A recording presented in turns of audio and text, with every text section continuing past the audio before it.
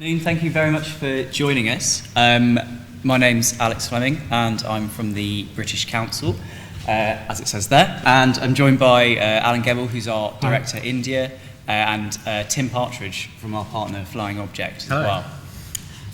We all believe that digital and creativity can bring the world together, especially when they're combined, and that's kind of what we want to talk about this afternoon. Charlotte, the clicker isn't... There we go. So, the British Council, who are we, is a question that we sometimes get asked in the UK because most of our work is overseas. So for more than 80 years, we've been working to foster a friendly knowledge and understanding between the peoples of the UK and the rest of the world, and we call this work cultural relations. We do this in more than 100 countries. We do it through teaching English and administering examinations, through education, through society and development projects, and we do it through the arts as well. So arts is one of our biggest programs, and it's really that we believe that art connects us, that there is a unique opportunity that the arts give us. It gives us an approachable way to reach people where other means can't. It builds trust between the UK and the rest of the world as well, and it gives us the opportunity to create and represent distinct identities for our nations, for our regions, for different communities. It gives them voice, and I think it influences the way we see both ourselves and how we see others as well. So I'll just give you a few examples of the kind of projects that we do, as I think they kind of give you the best flavour of our work. So here we are in China introducing young Chinese audiences to these early silent works of Alfred Hitchcock. That was all presented with a live score performed as well. We work with digital artists and digital art all around the world. We've just been working in Sao Paulo with artists there to look at ways of creating new public digital art. And that's been a big 4-year programme to connect the London and Rio Olympics, connecting the two host countries together.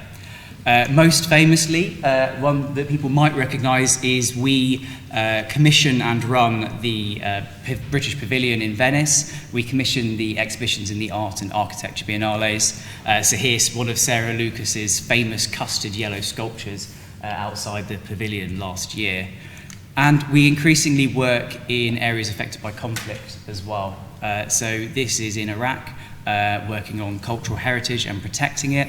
Here's a team from the British Museum, and they're working with their counterparts in Iraq to develop an emergency heritage management programme.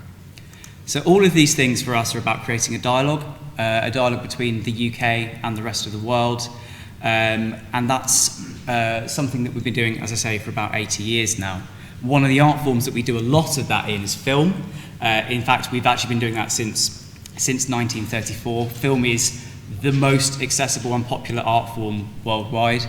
We know that because we've actually asked people all over the world what kind of arts content they want to engage in. But also, obviously, I think you can kind of tell that from the rise of things like Netflix. It's just such an easy way to engage.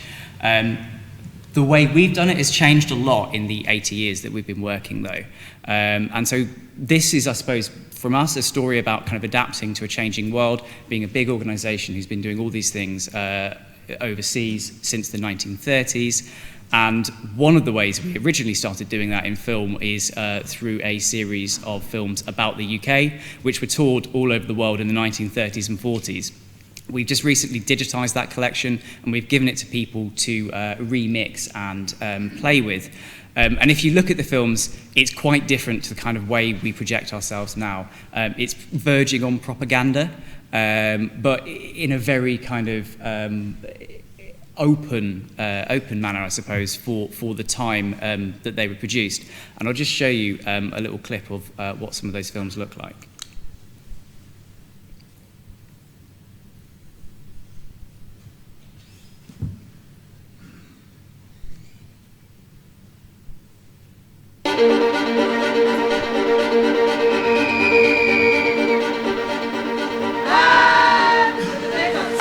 Britain, the United Kingdom, an island 700 miles long, 200 miles wide, separated from Europe by the English Channel.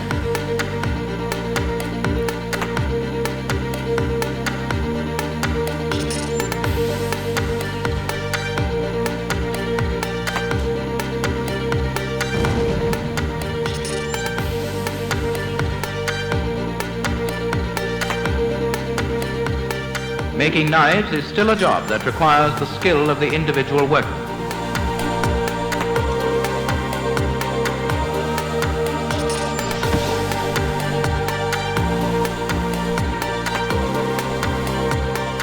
Back among the clatter of the looms, you'll find our Edna and our Annie. They say they get used to the noise and manage to talk by lip reading.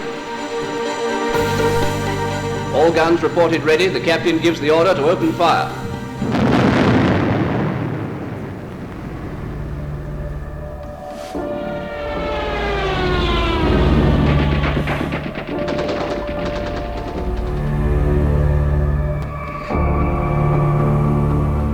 Out of the danger has arisen a great citizen army, the Home Guard. Clerks, factory hands, bank managers are trained in the very streets they may one day have to defend.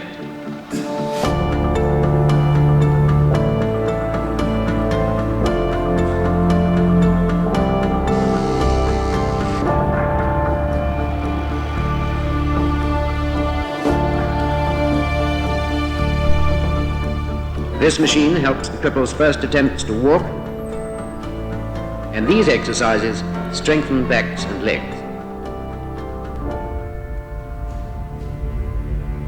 Well, there's not much more to tell you. You've seen how we look and how we work. Ah, yes, how we play.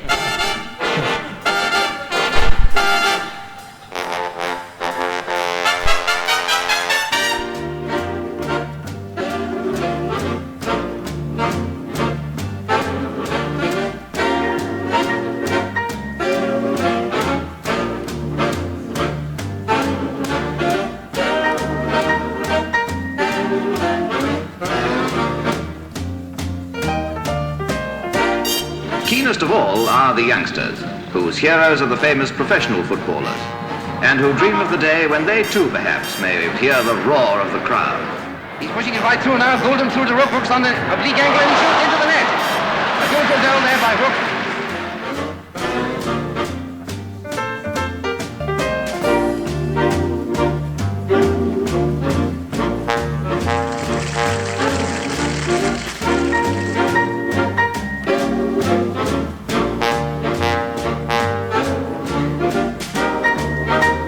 The afternoon draws to a close and the classrooms begin to empty. 5 million British children are going home to tea.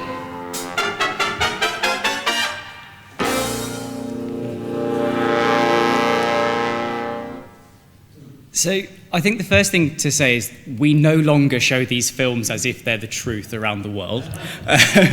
We have changed as the UK has changed. But I think they play a really interesting role today in terms of demonstrating the history of the country in the history of how we have approached international relations. And as I say, last year we digitized them with the help of Google, and we made them all available via Creative Commons. So anyone can take any of those films and they can remix them, reinterpret them in any way that they like, similar to the way we did there. We still use film today, though, massively. As I said before, you know, obviously with things like Netflix, that kind of the rise of streaming video platforms, the quality of UK short film, and so on, has given us a huge new opportunity. It's enabled to continue us to do this kind of work in the digital age. So one of the things that we've been doing this year as part of Shakespeare Lives, which is the kind of year-long celebration to mark the 400th anniversary of Shakespeare's death, is to reinterpret a whole kind of set of Shakespeare's plays for a modern audience. In the background here, which is deliberately silent, is a reinterpretation of the Tempest. And we've done 12 of these, and they're kind of from hip-hop Shakespeare through to performances of Macbeth and so on. And it's given us an opportunity to reach kind of new audiences with these new interpretations as well for Shakespeare all around the world. I think that's really important because one of the things we've really found is that Shakespeare is everyone's. When you go to Mumbai or when you go to Colombia, people say, oh, you know, Shakespeare is very much part of our own culture as well. It is not a UK, a British thing that we're sharing with the rest of the world. It is everyone's. And that was one of the things that we really wanted to achieve with these interpretations. But moving beyond just showing people things, we really wanted to explore how we could make more of an impact digitally. One of the ways we've done that is through showing very different types of films, but also looking at new ways of engaging with people. And to talk about both of those, I'm going to hand over to Alan, who's going to say a bit more about 5 Films of Freedom. Sure. Hello, nice to see you. Thanks for having us here. It's very nice to... It's my first Edinburgh show. He's done about 11 or something, so you should ask him as a secondary school student. As a secondary school student, but he's very proud of it, so we should come to that. So I'm the director of our work in India. I was in Israel before that, and I'm also privileged to lead the team that created 5 Films for Freedom, and part of the team that created Mix the City, which you'll hear about. And both of those projects really are about digital interventions helping us share stories, helping people share who they are, be a bit surprised, delighted, excited by who other people are, and we hope in the mix of doing that to shift some perceptions. It's somewhat relevant to say that in the 30s we were set up to fight fascism, and there's a game on right now to describe what kind of world we want to be in, what kind of society we want to be in. And I hope that the projects that we're going to talk about will show you how we believe that culture, digital, sharing culture online, can help us define and create the sorts of societies that we want to be living in.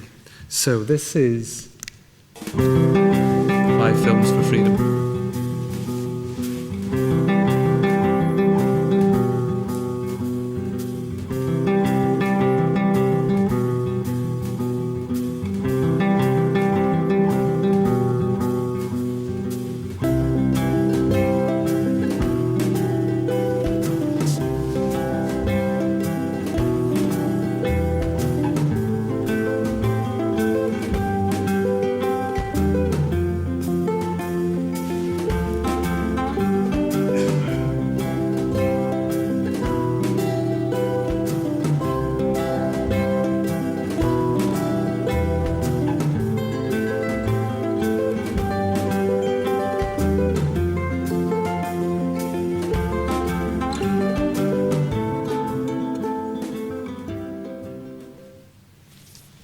So, because we're the first, we're also the world's biggest online gay film festival.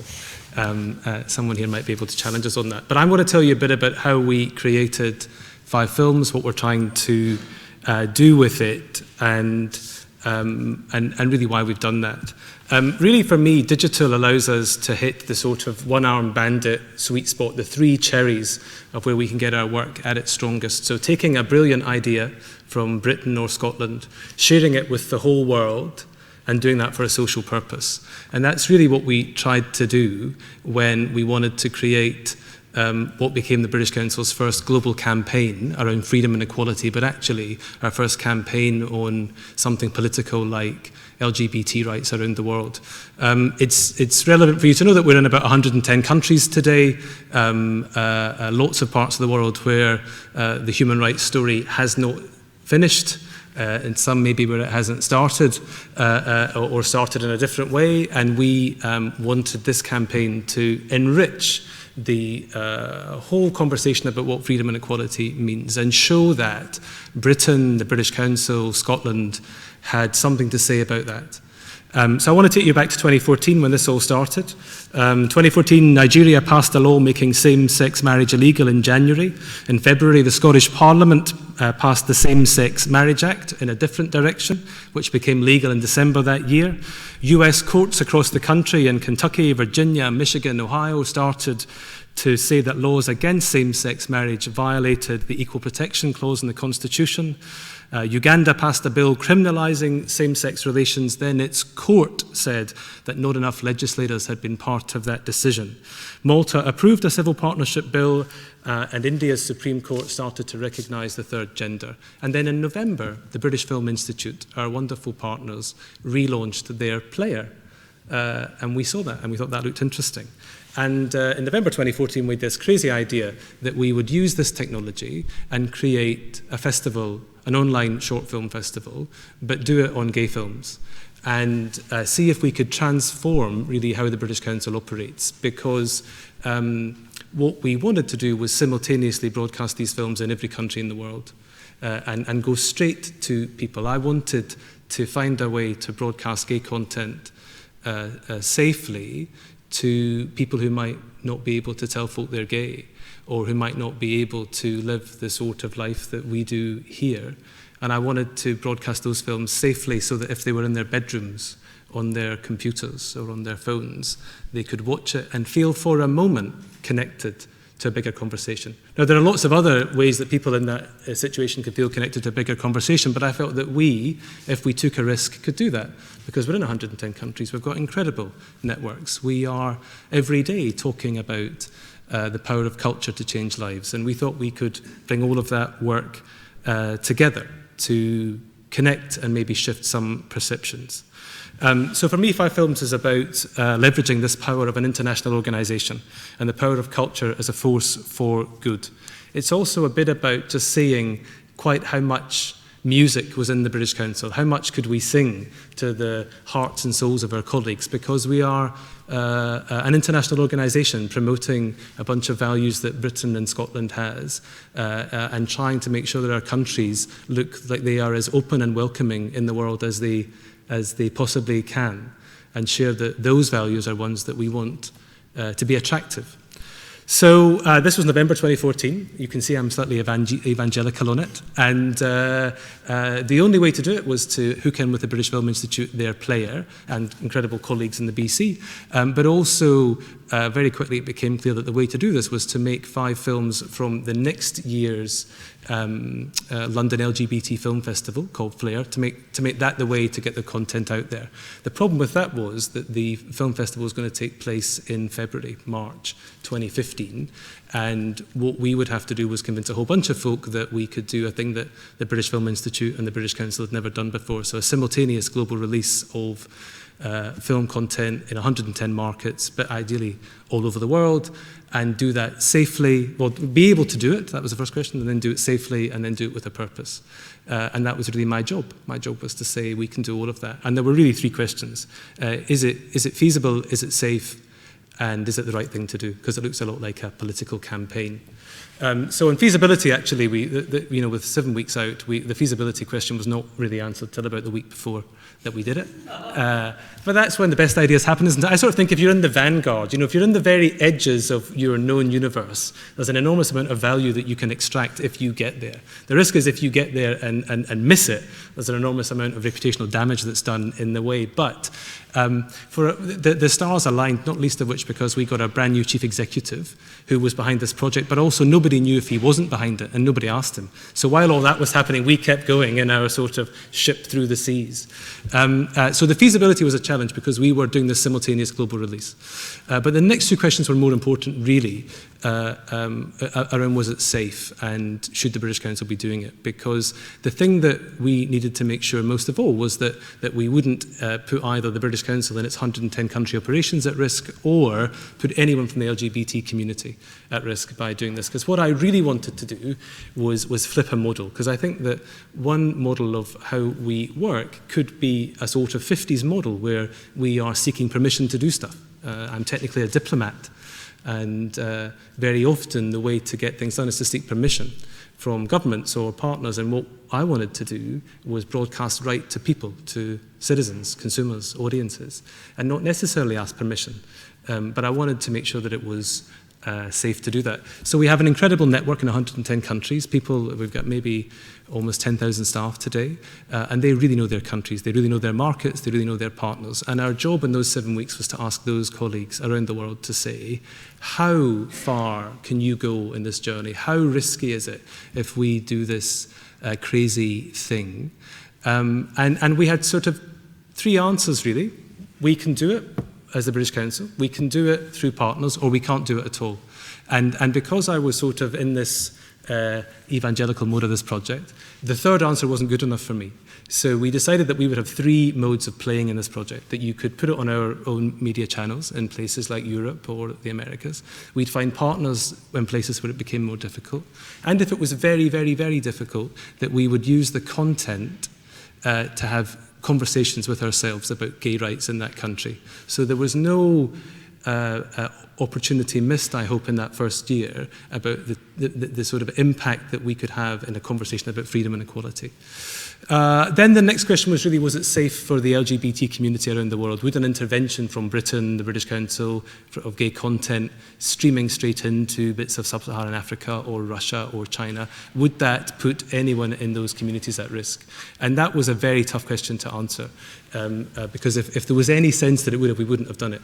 And it's an incredible privilege to be in the British Council. So we went to the UN and we talked to an incredible man called Charles Radcliffe, who's the head of the Global Issues Unit in the UN Human Rights Commission. And he said, look, if there are risks to doing this, but the net position of continuing a conversation, even when there are risks, mean you should do it. And we'll support you.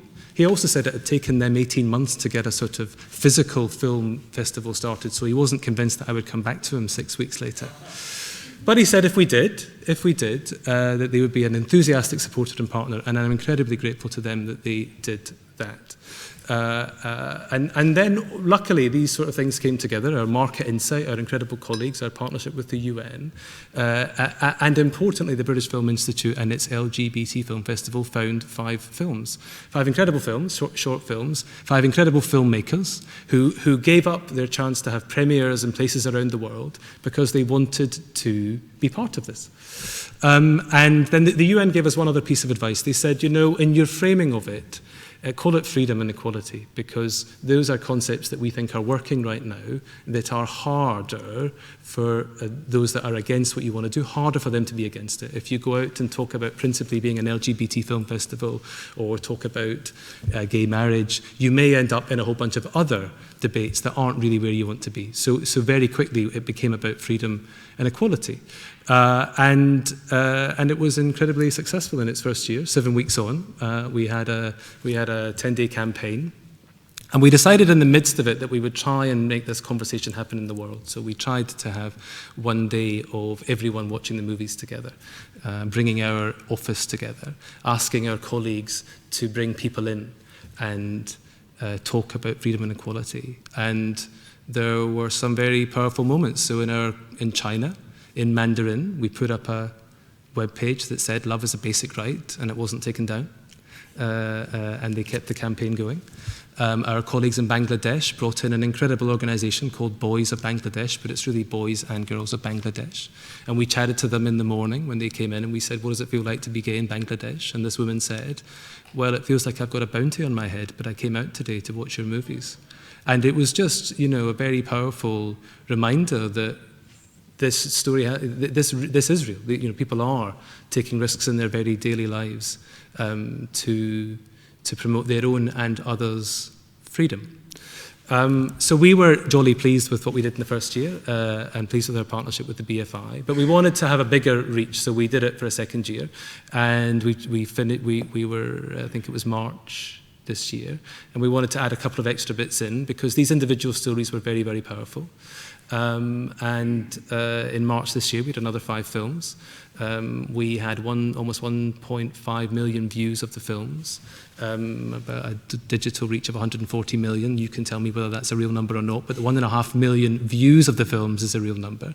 And we think became the world's biggest online LGBT film festival. Maybe still the only one, but we'll take both descriptions. And this year we wanted really to talk about this role of individuals. And I'm very interested in humanizing bureaucracies. We're a big institution, but actually what we want to be is a human institution, I think. And we want to be relevant in people's lives.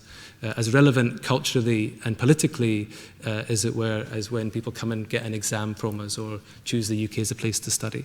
So we ran a global competition last year to find inspiring individuals who use culture, or work online to promote freedom and equality. And we came up with 30 plus people who we think are doing incredible work. They're our first global list, and you can see them, and they are absolutely espousing the values of this program about taking a risk. In fact, 2 of our global list members from Uganda were imprisoned last week or 2 weeks ago during the Pride activities in Uganda. So I'm really pleased that we took this decision to talk about freedom and equality, to use film as a way to share and connect. And I'm really proud of my colleagues around the world who, in places where it was tough, in countries where you might have thought that we wouldn't do this, that we enthusiastically embraced the fact that we've got some people from Uganda or Nigeria on our global list, or that in China we felt able to promote this content. In fact, one of our global list members is a man called Gang Le, who is the founder of China's Grindr. He has 27 million people on his app. It's called Blued, B-L-U-E-D, and incredible. His story is incredible. He was a policeman. He set up a gay website when he was a policeman, and he was asked to take it down or resign. He resigned and has set up what has become, I imagine, one of the world's biggest gay dating sites. So the only other thing to say about this is the learning for us, which is I think that it lets us think about, broadcasting straight to individuals. It lets us think about turning the model on its head, whereas maybe traditionally we were physical first, where we would move stuff and people, and our cultural work would be a function of the people that we would move. That today we are more confident that we can go straight to audiences, citizens, consumers, and ask them to take part in a thing with us, be part of a conversation, and share some of that, share in the journey of the project. And that really is all I think I wanted to say about our work on 5 films. I probably talked for a very long time. I thought I would just talk a tiny bit about Mix the City before I hand over to you. So I was in Israel before India, and the question that I asked myself there was, how do you, in a country that's got such innovation, how do you connect that with people in Britain and around the world? And also, how, again, could we connect with citizens around the world and try to avoid some of the other cultural currents that are going on? And could we do that in a way that would help the geopolitical realities? Is there a way for culture to be connecting folk in a way that helps us achieve the UK's objectives in that part of the world? And our objectives in that part of the world are clear. We want a two-state solution. We want people living side by side in 2 states in security and justice. And of course, there are a number of challenges to that. And my question was really, could we build new relationships? Could we build new cultural engagement and educational engagement that would help further that, and that would be an alternative narrative to the one about boycott? That would be an alternative narrative to being maybe frightened to engage. So that was the pitch. And what I wanted to do was find incredible people. We found Flying Object, and create a platform that would let 1 million people engage in culture online. At the time, we had 0 digital engagement in Israel for our work. And it was so this was another big risk, but one could see where the world was going, and we knew that if we got brilliant partners. We've got a brilliant colleague called Emmanuel Widsum, who would be here, but he's doing other things, who helped make that happen. For me, the politics of this were much more personal, because there was a lot going on that made this project tough. So in the midst of its commissioning, Israel and Gaza had a war. There was a conflict. I was working in Israel at the time. We had 3 rocket attacks a day going off. We held an exam for 300 candidates, which had a rocket attack overhead. There were maybe 2,000 deaths in Gaza. That it was very difficult to work out what the role of culture was, and to stay true to this sense that actually we could connect people even when there was madness going on. But what I am really proud of, again, is that there are cultural communities, there are educational communities that we are working with that are trying to create an alternative narrative. And before I hand over on Mix, I would just say that one of the things that I'm most proud of us achieving in Israel is a physical project where we launched the UK's first multilateral research fund in the Middle East, which is a platform for scientists in water to work together, one of the most difficult issues in that part of the world. When I arrived in Israel, I got a briefing from the UN to say the aquifer in Gaza was 92 to 96% contaminated. And we spent 3 years trying to come up with a solution because we knew that Israeli technology could also fix that problem. So after 3 years, we launched the UK's first multilateral research fund, and scientists from Palestine, from the occupied Palestinian territories, from Israel, from Morocco, from Jordan are engaged in water research. We also launched a PhD program for Palestinian students to study at Israeli universities. Again, to build a community of scientists who are willing to work beyond borders, but to show that there are alternative narratives, there are alternative versions and visions for pretty intractable problems, and I'm very pleased that we did that. So mix is in that for me. You know, in the midst of it, we were thinking, how do you connect with lots of people? How do you deal with the political realities? How do you excite, surprise, and inspire people with the work that we do? And could we please do it with 1 million people? And that was the commission that we set you. Yeah, so hi there, I'm Tim from Flying Object. We are a London-based creative studio. We work on various content and experiences for arts organisations and brands. And the British Council set us a really interesting brief, which was, how do we create a sort of digital artistic moment in which users or audiences felt like they were part of the creation of it rather than just a consumer, which I think was quite unusual for British Council's work at the time. And it led us down an interesting process, which I'm going to sort of talk to briefly, but I thought it'd be good to sort of start with showing you where we ended up. So this is Mixed City Tel Aviv. It's an interactive music platform. So you arrive at the website, and we bring up 12 different musicians who were recorded all around the city playing their instruments. So it's now started recording your music video, and you can go in here and you can choose which instruments and which musicians you want to add to your mix. Each musician has 2 samples, so there's 24 in total that you can add. And there are a variety of kind of instruments that I'd seen before, instruments that I had not seen before, and people from different ethnicities all around the city. Once you've recorded your track, you can then press the stop button there, and we magically generated a music video for you. So this was your track in music video format that you could then share on social networks or by email with your friends. So, how do we get there? It all started, first of all, with Emmanuel, who Anna mentioned, but also with this chap. This is Cootie Man. Cootie Man is a musician and sort of remix genius, really. His practice for many years has been to rock up to a city somewhere in the world and to invite a host of musicians to play individually. So he will ask them to play at a certain tempo and in a certain key, but without awareness of what everyone else is doing. He then takes back those samples and sort of reconstitutes a brand new piece of music from those. Our sort of practice, our process here was to sort of work out with Cootie Man how he works, what he does, then try and take it apart and then put it back together in a way that made sense for a digital audience, but also sort of stayed true to what he did.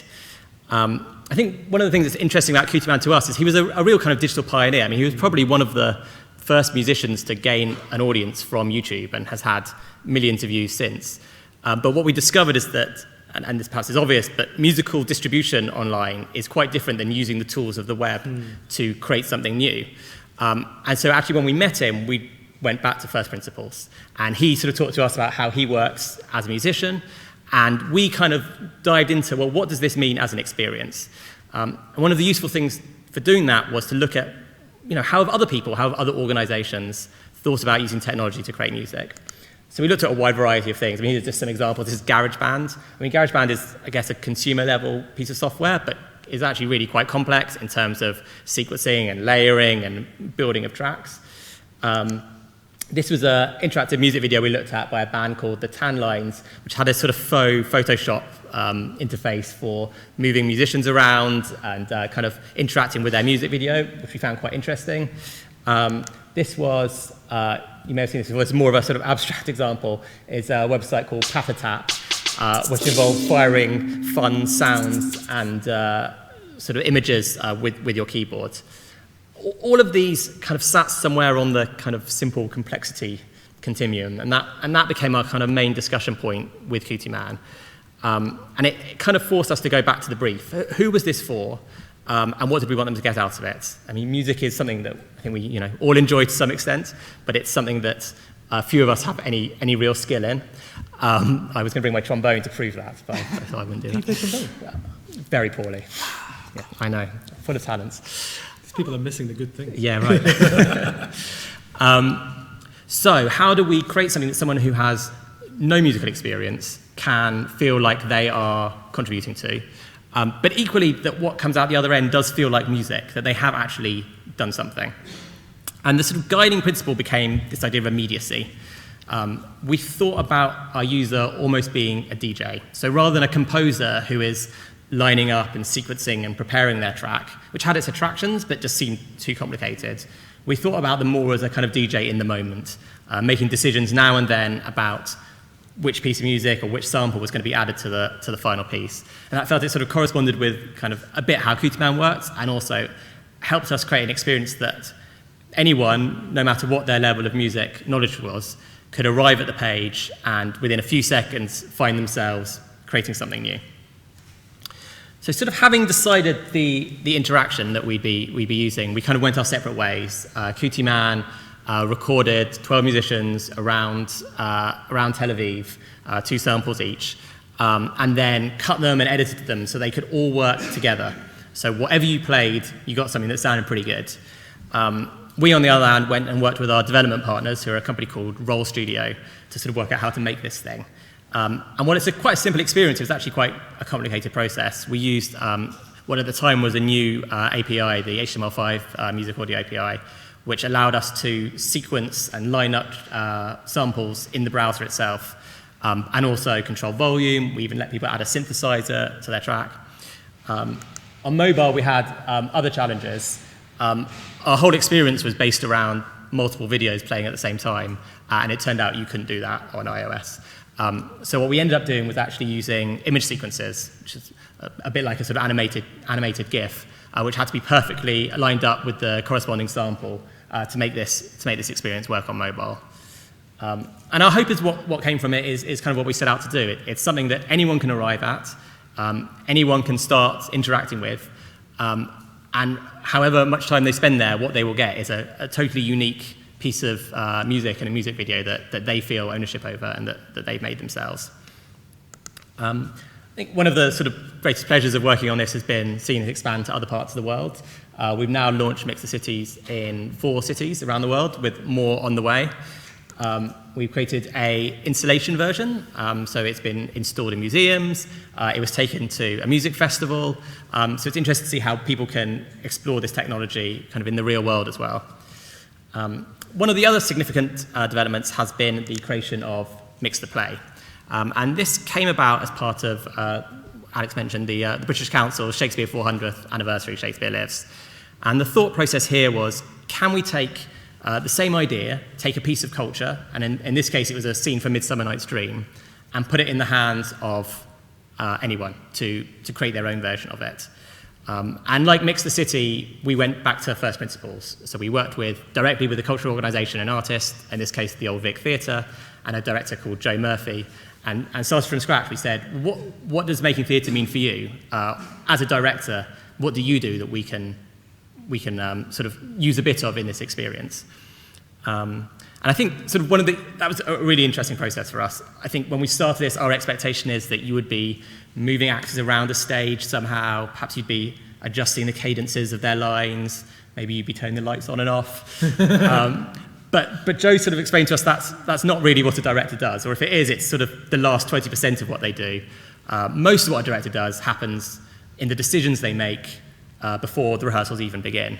And so this whole experience became formatted around that. What are the decisions that you would make as a director to interpret a piece of Shakespeare that you were going to stage? So apparently 50% of a director's job is in the audition room.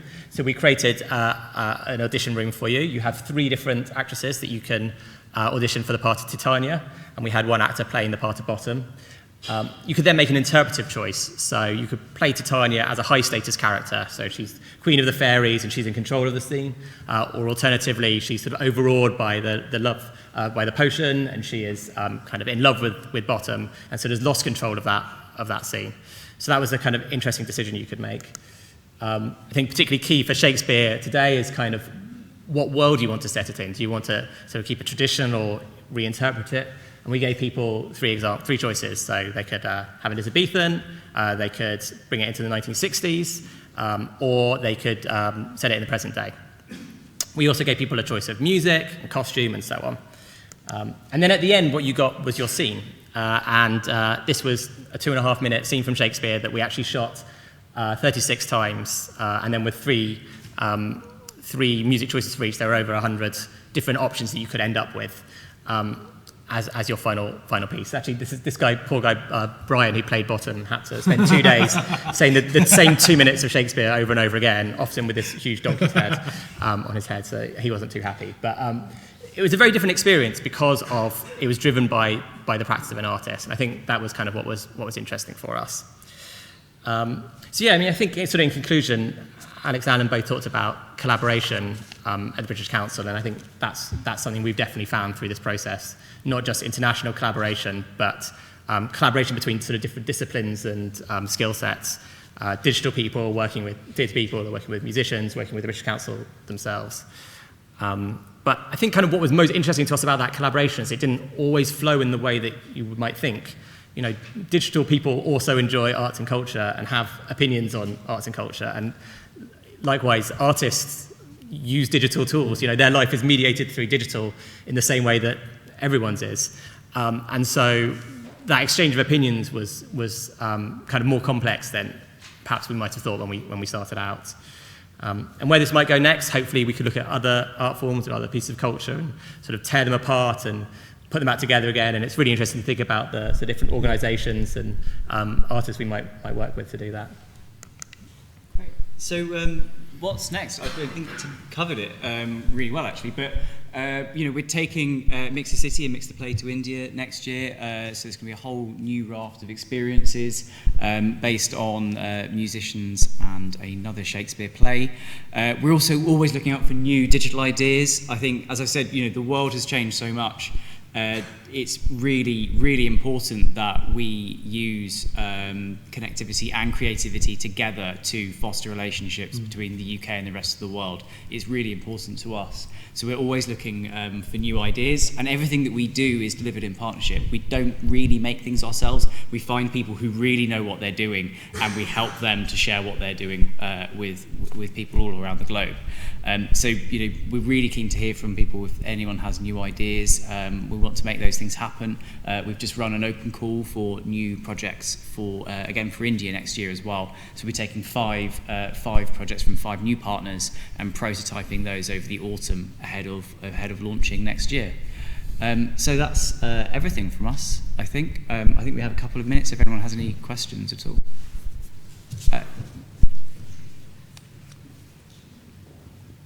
Hello, thank you. What an inspiring panel you all are. Thank you very much. I'm Jane Liscombe, I'm a content maker. I just wanted to ask a question about that open call. When is the deadline for that? Has the submissions already happened? The deadline's just passed, actually. It was last month, unfortunately. But it's something that we want to keep on doing. This isn't going to be the only one. We've learnt a lot from the first one, but I expect we'll launch another one maybe early next year as well. But if you have ideas, as I say, there's all great ideas, find ways of making them happen. Yeah, and who would it be within the British Council that you would approach, either via email or... Me. Yourself, well done. Hello, Jane Liscombe, I'll be in touch. What's your phone number, Alex? Exactly. 07584. Come to me, Twitter, obviously, at OneScoop, or email me. I'll share my details with you. Thank you.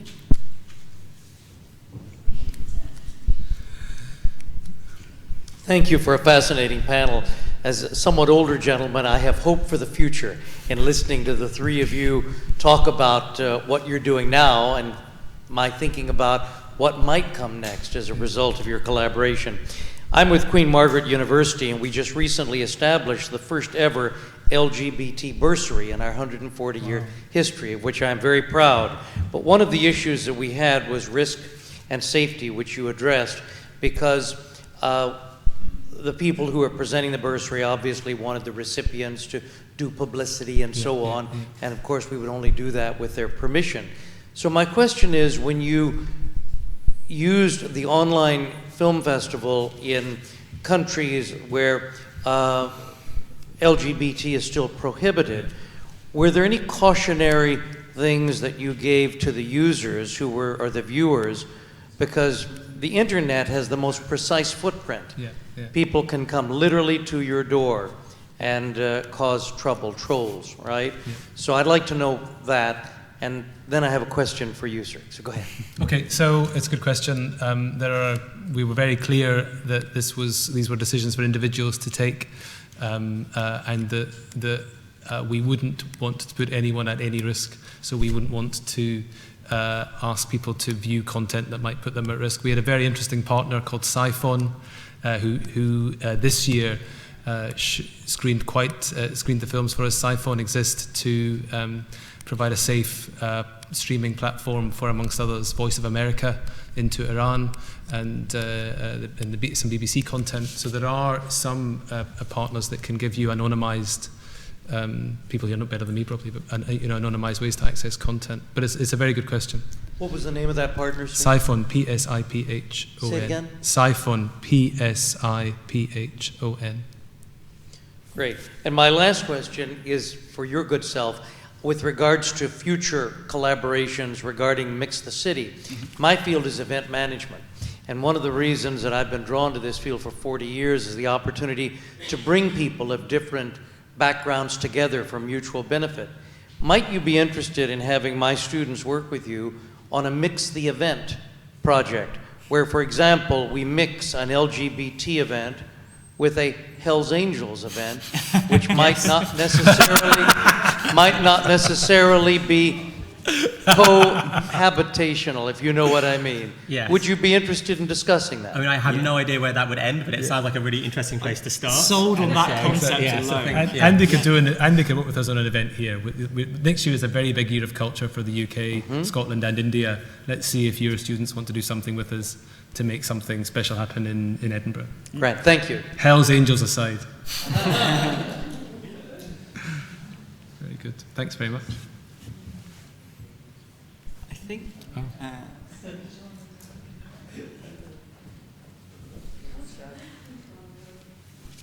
Sorry, I forgot to ask about the simultaneous streaming and how you... I've just done a big live event in Jakarta, which was using the internet to stream live, and the internet in Indonesia is obviously not that stable, and it was tricksy, and as you say, it can be minutes before the event goes. I just wanted to understand more about that live simultaneous streaming out to 110 countries, if you could. Maybe Alex can add a bit in, but we basically untagged the content using the BFI's player in the first year, so anyone could access it from anywhere. And then we decided that it would be better in the second year, in addition to that channel, to have some of the films on the British Council's site, so that we could add in subtitles or have local language content on pages. And actually the most views that we had came from social media, really from Facebook. So the extension of the project next year, I think, will be even more about how to get the right sort of films and content in people's social media streams. I think that's fair. Do you think? I think that was the big thing actually really for us, is put the content where the audience already is. That's what we really learned. In terms of actually streaming from countries with less good internet connections, we just did a big project with Boiler Room in Nigeria, where we've always been told basically there's no point doing live streams because the internet goes down so quickly. And we learned a lot there, and that's something we want to share. We're trying to kind of collate what exactly we did because it was quite complicated. But yeah, so we can share that at some point. Hi. When you talked about music, there's no limitations on language in music. Yeah. I was quite interested when you were doing the Shakespeare and the films.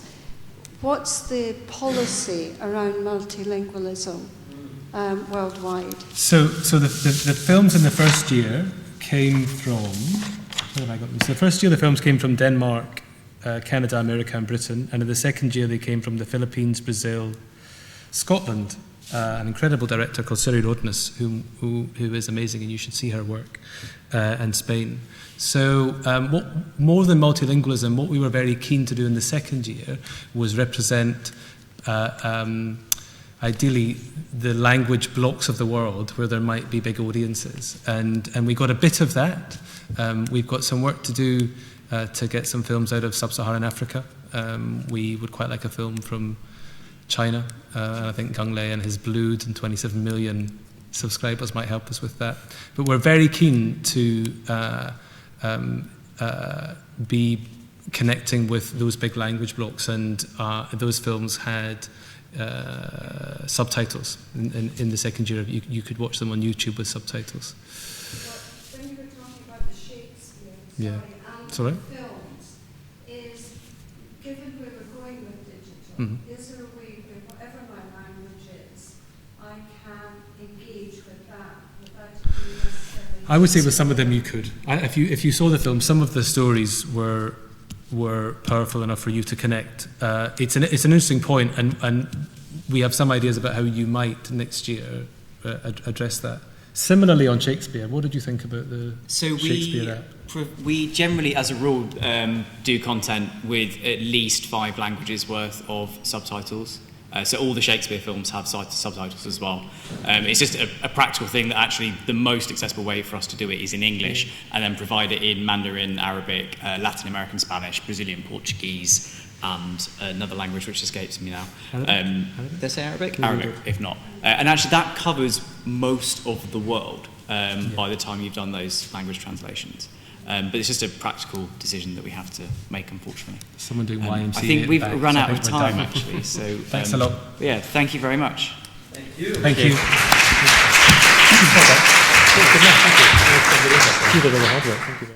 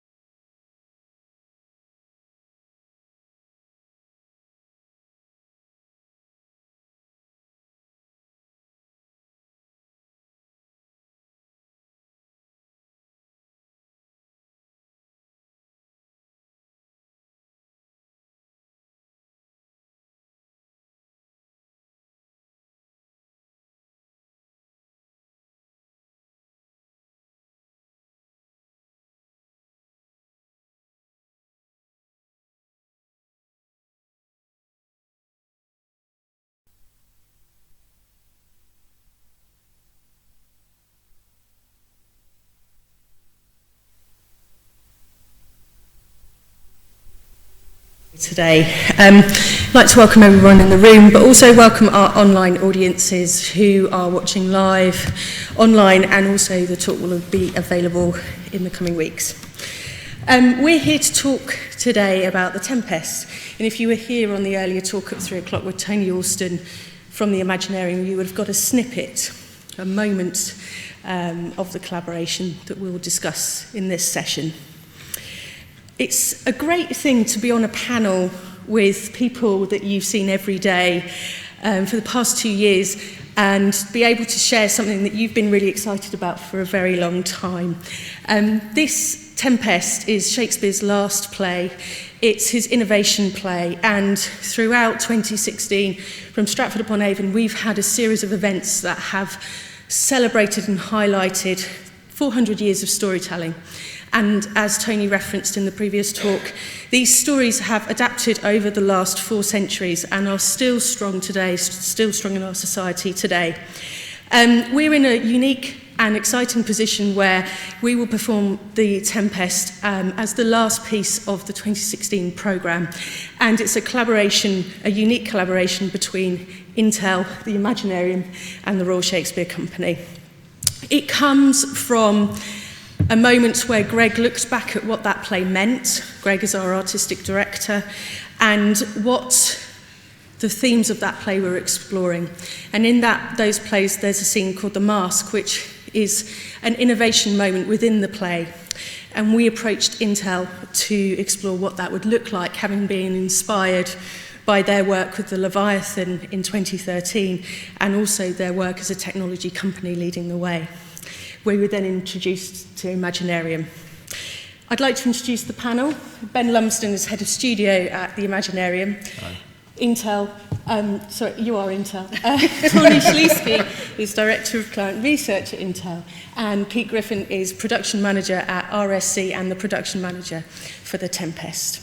I'd like to hand over now to Mark, who's going to run a short video to share with you how we will use some brilliant new emerging technologies to tell a story.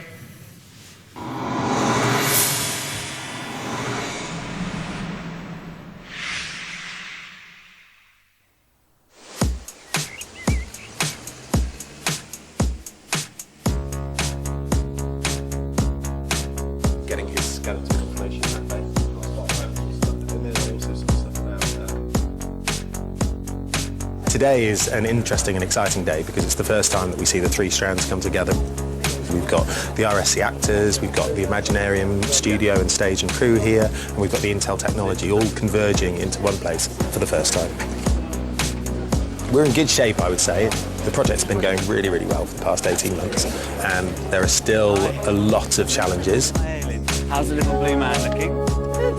I've been here once before, and it's basically a chance for me to get in the suit and play around with the avatar and see what sort of things we can come up with before rehearsals start properly in 4 months' time. The priority really for these 2 days is exploration rather than exposition. It's really about trying to engage with something that's absolutely at the heart of this process, which is the actors integrating with the technical wizardry, if you like. These are the sort of standard suits that you see where they stick on the Velcro bobbles. But I'm going to be wearing this, which I think I said looks a bit like a wetsuit.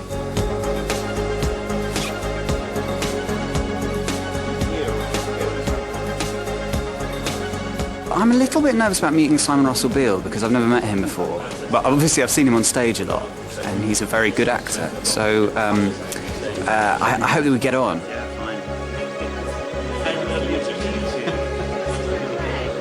Oh, there I am, yeah. Are we not going for a swim? It's all rather beautiful, but I've no idea how we're going to manipulate it and use it. So it's all very exciting. And move your arms.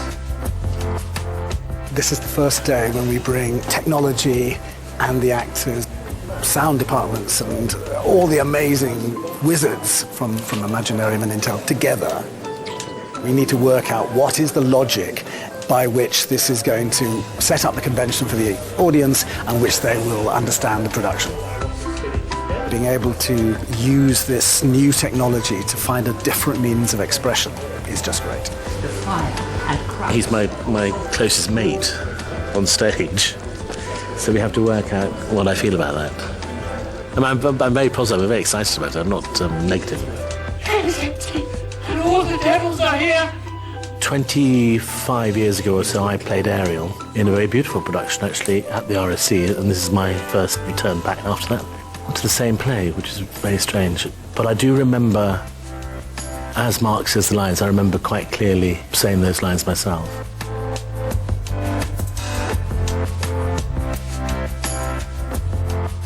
We're still trying to work out the dynamic, the relationship between Prospero and Ariel and the avatar of Ariel, how that ménage à trois works. So it's a bit of a bit confusing at the moment, but I think it's getting clearer and clearer the more we do it.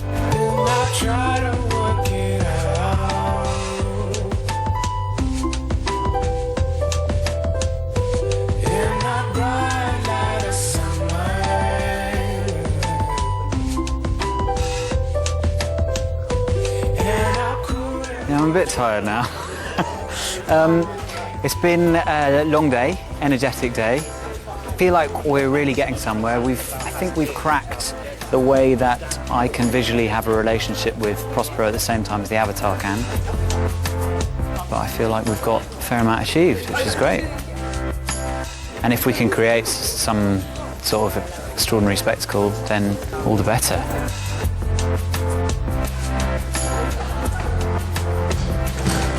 What a difference a day makes.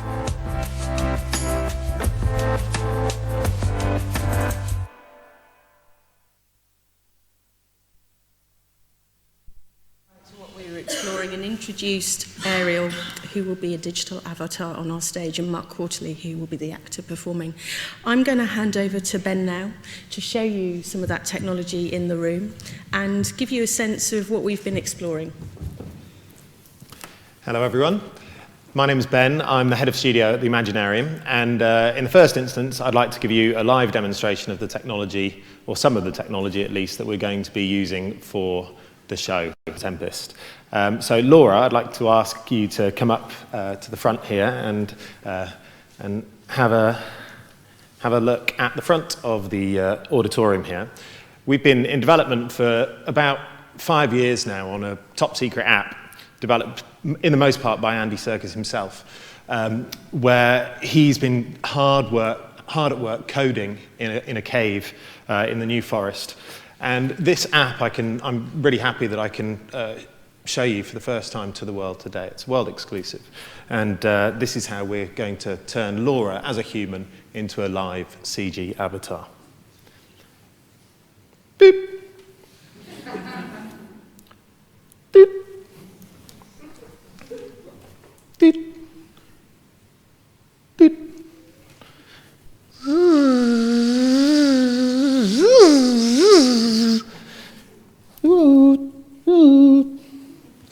Now I think, let me just check the calibration button, and let's see if that's worked, Cadell.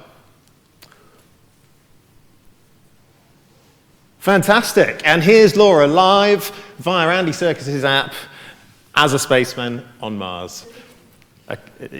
Okay, it is a little bit fatuous, that's a small joke on my part, but I will go into some detail about this technology now. So what we have here, for those of you who were in the last session, who saw a bunch of Tony's videos from what we do at home at the Imaginarium in London, typically we use what's called an optical system, where we have an array of cameras, motion capture cameras around a space. So you can have anything from, well, a small system could be 10 cameras. Typically, we have about 50 cameras per system, and the technology there typically works where we are shining near-infrared light at retroreflective points on each of the actors' bodies. In this instance, we have gyroscopes, and we have just a small number of gyroscopes, essentially one per limb. And so we have one on the wrist here, one on the hand, one on the wrist, one on the upper arm, and in that way, it's similar technology to that which you have in your phone, and we are able to understand the relationship between forearm and upper arm, and understand the joint angle between that. So that's what gives us the skeletal retarget. Now, the real fun here is that we can have a play around in 3D space. We're not at all constrained by normal things in normal live action filmmaking, such as where the camera is. So I have full control with an Xbox controller, and I can sort of move the camera around like this if I want to get close in on Laura and have a look. Now, this world is a virtual world. I can also change the time of the day in the virtual world. So let's move the sun a little bit and have a pan around. I can create, I can dolly, I can crane up and pull back. Let's have a look around. Here we've got a set on Mars. And I can also, because it's in a video games engine, I can do all sorts of fun things, such as open these doors. Here we go. Perhaps we can even go inside. I don't know if you're going to quite get there, Laura, but I can. I'll turn around and see if you're still there. I can get off this, can't I? Yeah, let's see. There you go. There you are. You're still outside on the surface. And I can still change the time of the day. Here we go. Yeah. Now, the fun thing about this is that we're not constrained by environments, we're not constrained by characters. So here I can change Laura from being a Martian. Let's go back outside. So here's Laura the spaceman. Now, I'll change character into a goblin. Without a costume change, we can have Laura become a goblin. Now, this goblin, he's got secret powers, and we can decide if we want to make him a heck of a lot bigger. And all of a sudden, we've got a horror film set on Mars with a goblin. And I can shrink him back down again. Or if I really want, I could make him tiny. I'll get him close so that we don't lose him. Hello. Give us a wave, Laura. Hi, hi. So as well as changing the characters, I'll get you back to normal size and reset here. And as well as changing the characters, let's just see. Oh, yeah, we've got a pumpkin Hulk as well. And as well as changing the characters, we can also change the environments. So all of a sudden, perhaps if you come back on stage here, we'll be able to see you in a snow cave. Here we go. And we can go very easily from one world to the next. Now, if you notice, this is a video games engine. This is Epic Games Unreal Engine 4. Now, Epic Games are making really great strides, as are all of the video games engines at the moment. Now, typically the world that we work in, especially in feature films, you're highly constrained by a visual effects pipeline in which you need hours and hours of post-production. Now, that model, I think, many people think, is changing. We think that the advent of video games technology becoming to this sort of quality, where you're seeing that beautiful reflection on the floor, and you can make these real-time changes like you can with the time of day here. We'll be able to, let's see if we can go into the night time and see the moon cross across the sky here. But it's really, the visual fidelity, I would say, is getting to parity with sort of offline visual effects, post-production rendering. And we're going to leverage this technology and the advances that have been coming for quite a while in the Tempest. I think that concludes the live section of our demo. So give Laura a hand, please.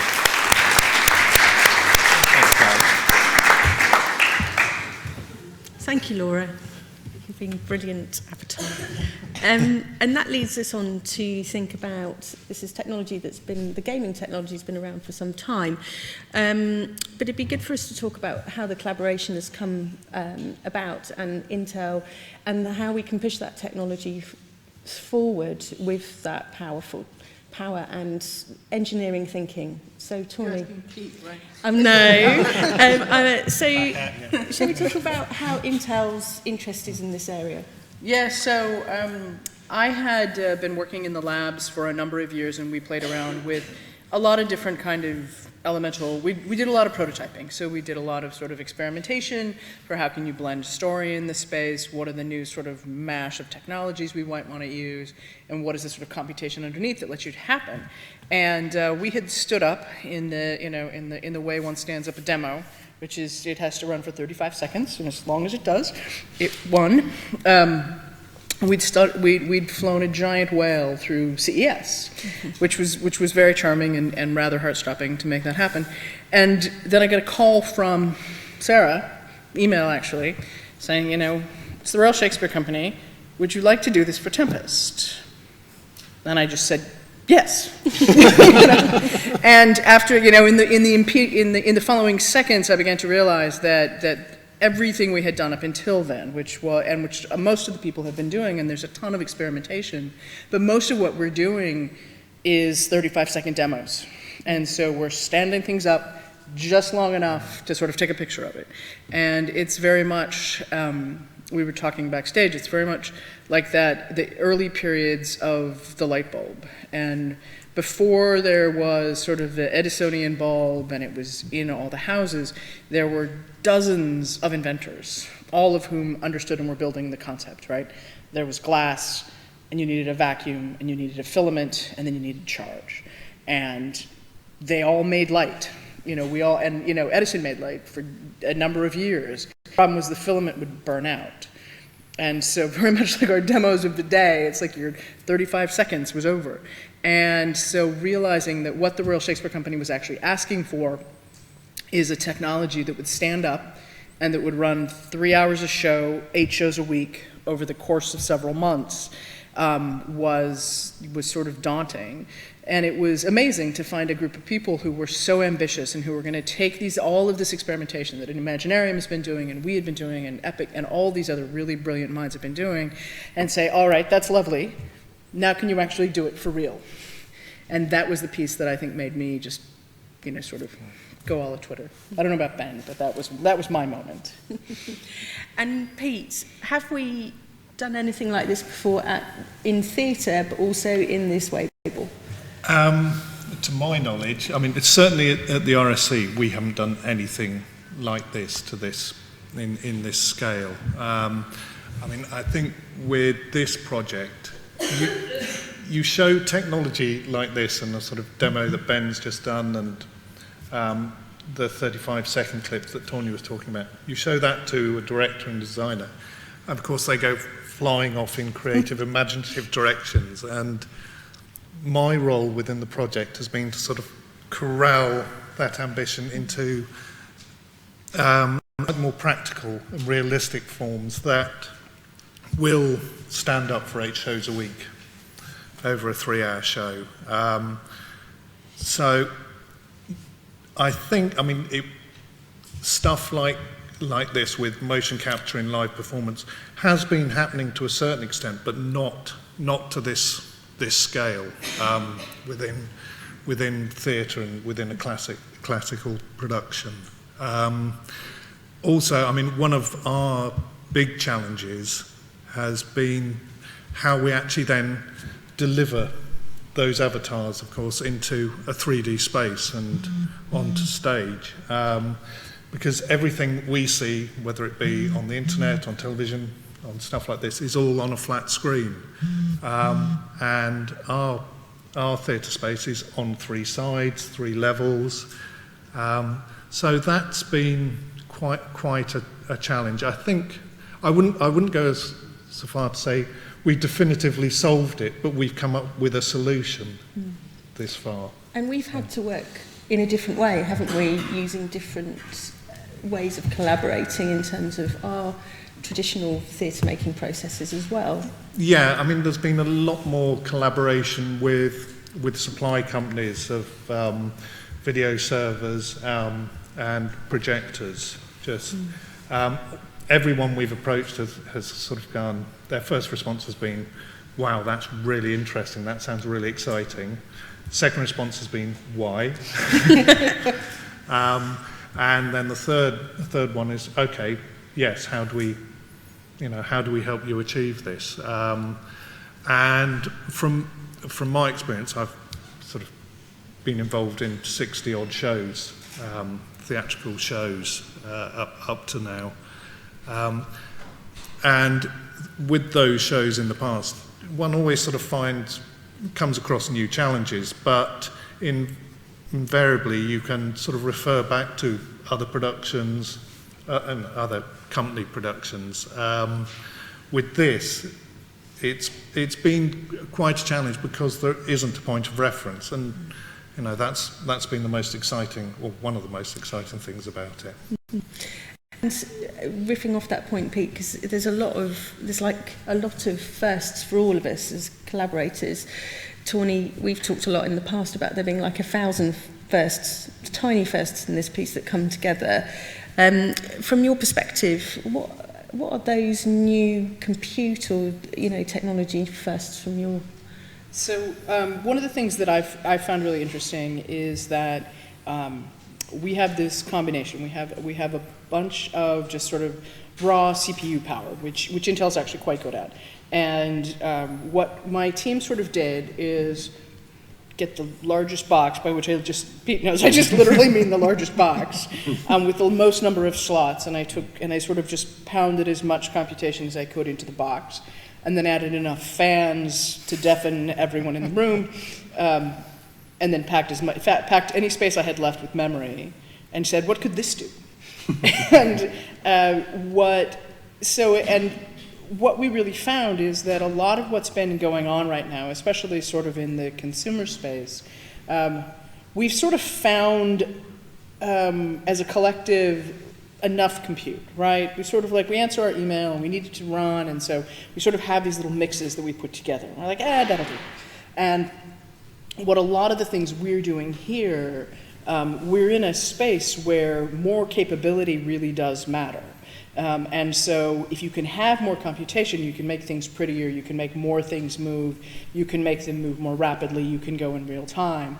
But in some respects, what we are trying to solve is we sort of like time jumped ahead and got a jet engine, and then brought it back. 2 years ago, we sort of were putting a jet engine in a wagon. And the problem that we had is we would turn on the jet engine, and it was great for the 3 seconds before the wagon disintegrated. And so a lot of what we've been doing is sort of figuring out a way to use all that compute without just melting the software and the hardware itself, which I've melted more than a few of those. At Sundance, we would take our machines and put them outside in the snow in a bag. It was like 20 degrees Fahrenheit, sorry, I don't know. It was cold. And we'd have to take them out there because if we didn't every 15 minutes, we actually fused them. So after doing a couple of those, we had to put a pretty hard timer on, put them outside. And so that's kind of a lot of what we're working on, is just those little bits and pieces. It says, I know we can do all this, but can we actually make it all work? All the parts exist, but can we actually screw them together in a way that won't melt? And that feels like it's coming together. You've got to know Ariel really well. Through your process, and is it fair to say, to have that opportunity to work from the character at the very beginning and conception to the final output has been a really interesting learning experience as well at the studio? Absolutely, yeah. So I'd say, there's so many exciting bits about the project, but one you highlight there, which is that at the Imaginarium, being able to go all the way from character concept, 2D concept, 2D artwork, Sylvia, our character designer, working hand in glove with Stephen, the designer of the show, really getting the best possible look for Ariel, and taking that all the way through to the final output is exciting and a little bit new for us. We did some for the Coldplay music video, but generally, certainly studio side, in our short history of 4 years as an entity, generally we've been doing sort of dot tracking, and a client such as a video game or a movie will come to us with an asset you know, if it's the Hulk or if it's a first-person shooter with a gun, and then we have to put the motion onto that. That's one thing, and there's an art form to that, an artistry to that. But it's been really exciting to go all the way from concept to seeing the final, fully realised result. And with theatre, with gaming film, there are different processes at the heart of them. Theatre being very different to how you've worked previously with film and gaming. I'm thinking of how we've developed that character and how that character has evolved. Yeah, I think a huge amount is, for us, a big learning is doing so much in terms of pre-production. Yeah. But that's been a learning for all of us, really. Yeah. In terms of making this work, we've had to do a huge amount in the front end in order to know that it's going to hold up for the shows, but also be aesthetically pleasing. You know, you have to do all of the work up front, which has been fun. You know, by the time it gets to the stage, it'll have been a good couple of years of hard work. It's going to be... Yeah, and I think what's also been interesting is sort of learning off each other. You know, in initial character work and renderings, it was going down to the single pixel of shading that, and Stephen Brimson Lewis, the designer, was very much step back, let it. We don't have to go into that minutiae at this point. It's with theatre you have a bit more of a freedom, I think, to be a rougher magic. Was sort of what he put across. And to give a sense of scale, we're looking at the physicality of Ariel. It's a complex character, isn't it? We've got, am I right in thinking, 360 joints? Oh, I can't remember. It's 360 odd joints. It's essentially the same number of joints that you have in a human body. Which is a great achievement in terms of that type of artwork. Yeah. But the power behind it is to give us a real world example, is the equivalent of about having 200,000 files open on your computer at the same time. Yeah. And I think that if we give that scale of computing power, but also to think about just there's the artistic learnings that we've had through this process, but also the technological learnings and what we're capable of in that large scale space, in that space that demands a spectacle and it demands a character of scale and also detail in terms of its physicality. Pete, I'd like to ask you, we've talked a lot about the pipeline for Ariel in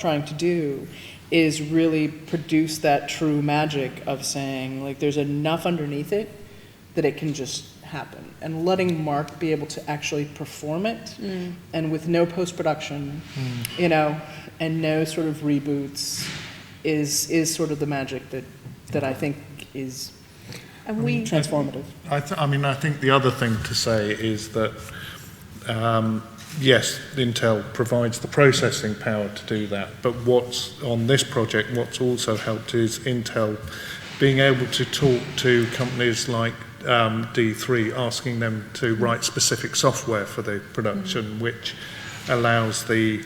D3 is the video server. Sorry, yes, the video server, because we've got 26 projectors in the production, so that's quite a lot. Outputting quite a lot. It was certainly more than we're used to. Yeah. But we've asked them, and they have obliged to rewrite some of their firmware that helps the tech flow of this, along with Vicon, actually, so that the whole system is working off one common protocol. Now, to go to them as the RSC, they possibly would have obliged, but to actually be able to say, and RSC and Intel has given us an amount of leverage, I think. Yeah. So. And we are opening in November. And yes. Pete's very conscious of that. For the reminder. But Here's the paper bag. Yeah, we've worked for the Royal Shakespeare Company. We've worked in a different way, where we've been working on this for 2 years and quite a long time. But we are now going to enter our mainstream production rehearsals, aren't we? What are you most excited by in that process? Because this has been a really different production from your perspective, hasn't it? Yes, completely different. What am I'm most excited by? I think I have to equate that with most concerned with as well. Least concerned with. Most excited by. Is I think it's what one tends to find with throughout the rehearsal period is that it doesn't matter how much a show is planned, designed, there's always that spark that comes out of the rehearsal room. That as a production manager, that's the point you always roll your eyes, but actually actually it's right, we've got to respond to that. And with this production, we've always sort of said certain things are going to have to be absolutely set in stone from the word go. You can't change your mind. And Greg's said, yes, absolutely. I know for a fact that come week 2 of rehearsal will be, could we just?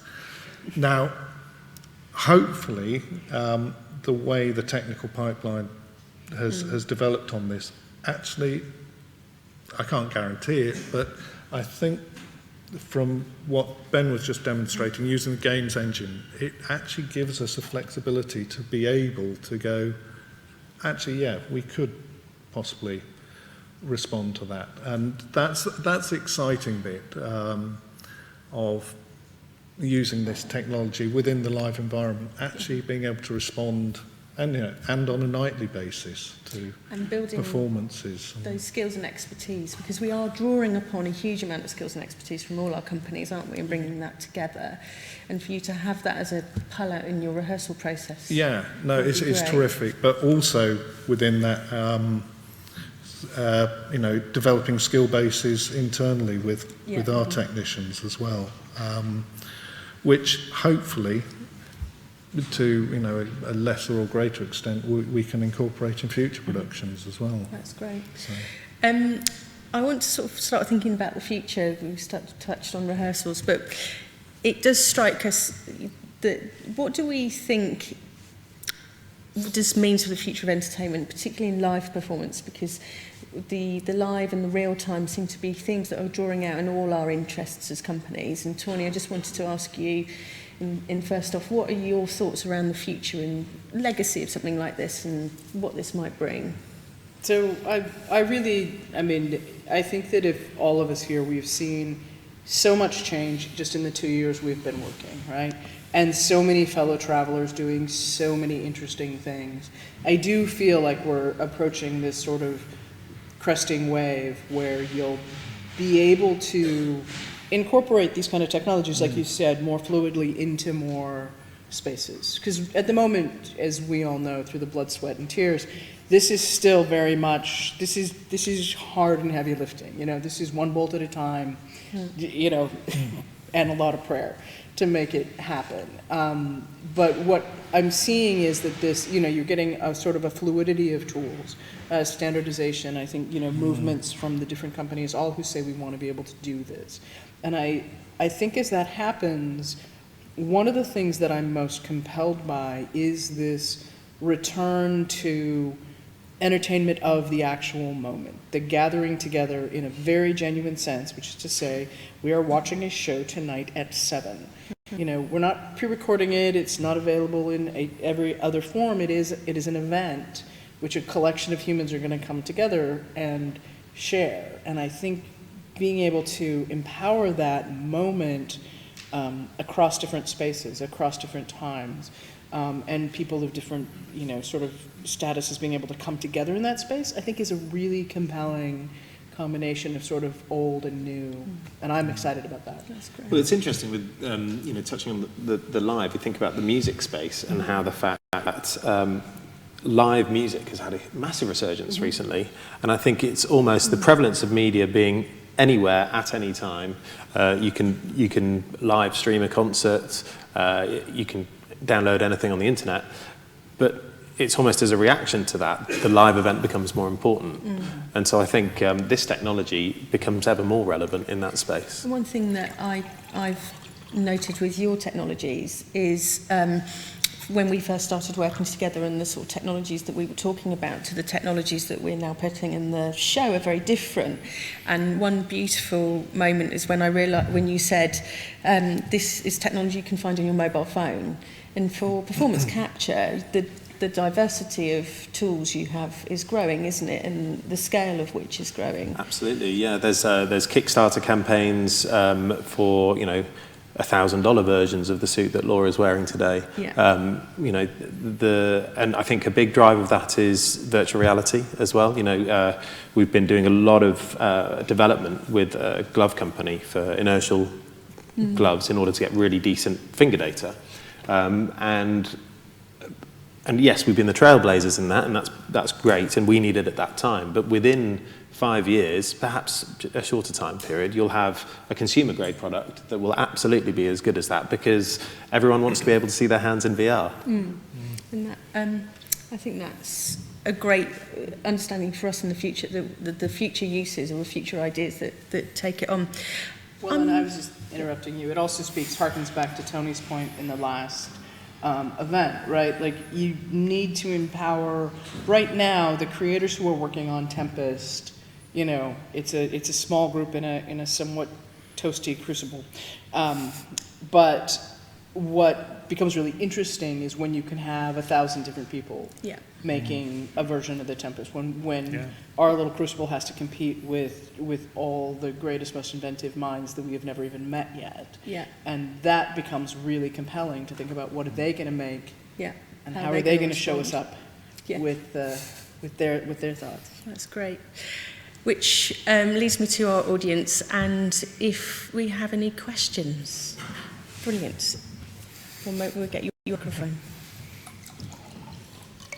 Thanks a lot. I just wanted to kind of draw on the day to a certain extent, because the first presentation from Flo at the National Theatre was about transmitting. It was about capturing the stage experience live with an audience, so to capture the experience of being in a live scenario with people in a room enjoying something in a privileged way, but you're getting it transmitted to anywhere on the earth within reason.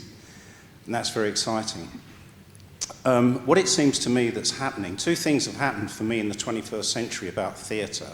One is that there isn't a theatre, it's called promenade theatre, the sort of punch drunks of this world. And the other thing is the theatre is becoming a media lab. It's very specialist. We now need projectors instead of lights, or we need both, in fact. So we rig projectors temporarily and then find we need them again, because we're, you know, in Germany they were actually video capturing, they were video mapping on performers as they move across the stage. They changed their costumes in real time. Pretty sophisticated stuff. You know, the Curious Incident uses that. The Nether, you know, every production now is driving for projection. You know, we're talking about motion capture studios where you might need a media lab on site to go and start motion capturing. We're talking about digital platforms. Will from the BBC talked about, you know, how we capture that, use the platform for the 18 to 30-year-old on a mobile. You know, so this is another, you know, this is another impact on the business of what is a theatre. Is the theatre hybrid really changing now? Is the theatre, does it exist in the form that we know it? And does it need to become an entirely different thing? And all I'm doing is reflecting on all the talks we've had today. You're looking at me, okay. I mean, yeah, it is. I mean, I think theatre is evolving, but I think it's always been evolving. We've always had technology.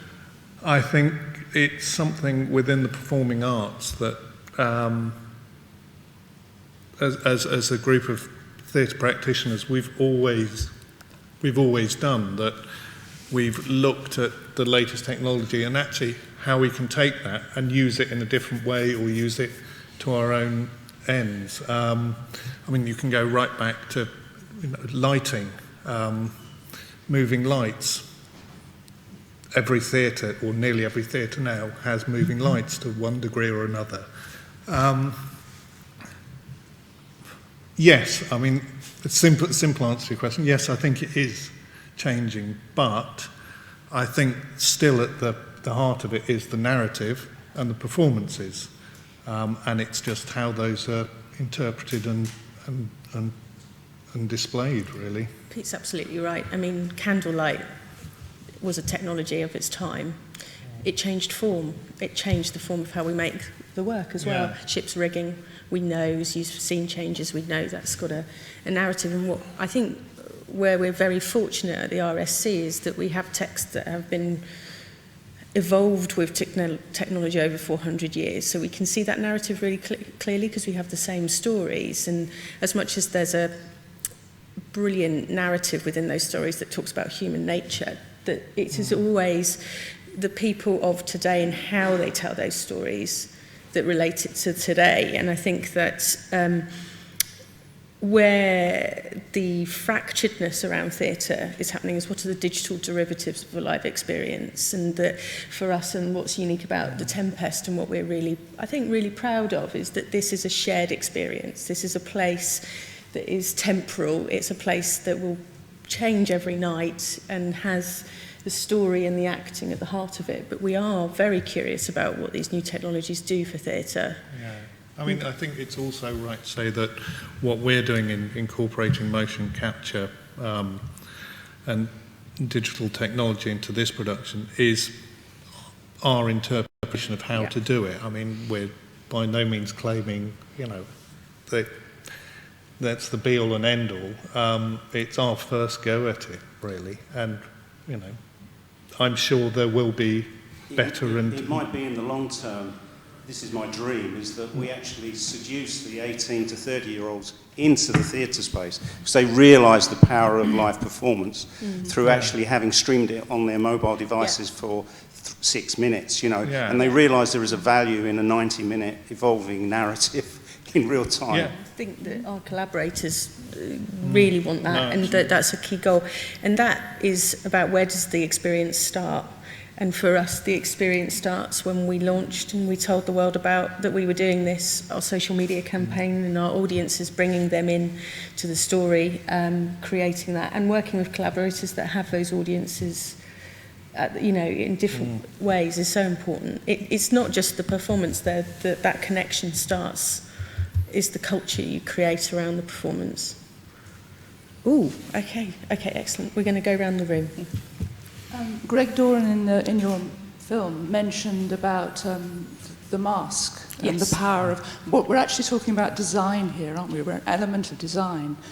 And I think bearing in mind the fact that our brains are changing with our technologies and accepting that, maybe it's harder for people of a certain age, but accepting that that's the case, I don't think we should worry too much about the idea that the new way of designing is going to stop people realizing, I mean, this is extraordinary because it means they're going to be witnessing the real person making the thing within a real performance surrounded by real people.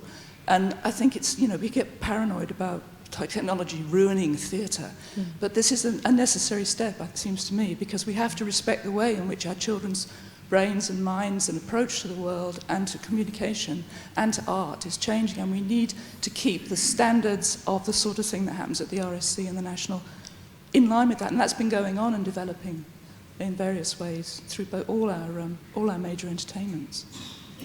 Thank you. Lots of questions. No. Really good point. Very good point. Thank you. Thank you. I noticed your hand up. Hello. What to me is very interesting is the immersiveness of virtual reality, especially with those goggles and stuff. And my question would be if you ever thought about a project coming up where the audience gets to break the fourth wall and actually gets to step on stage and maybe even interact.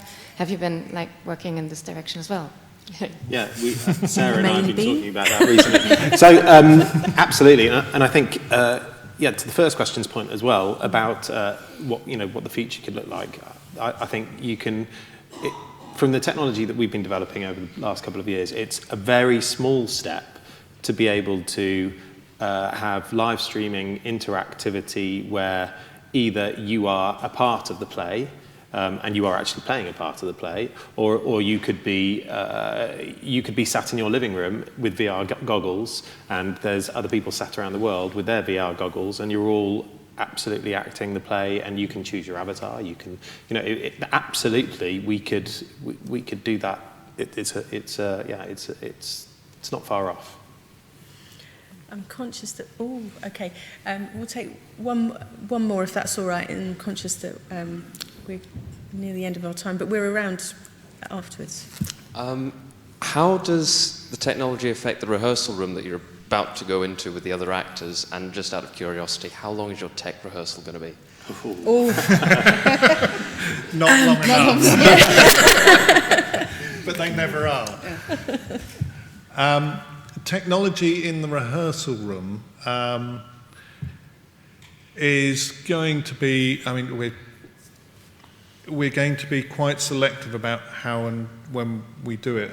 We talked through this with Greg and the actors, that there is a danger of putting too much technology in the rehearsal room and putting that technology in too quickly as well, because by its very nature, it's quite time consuming and quite diverting, I think. So that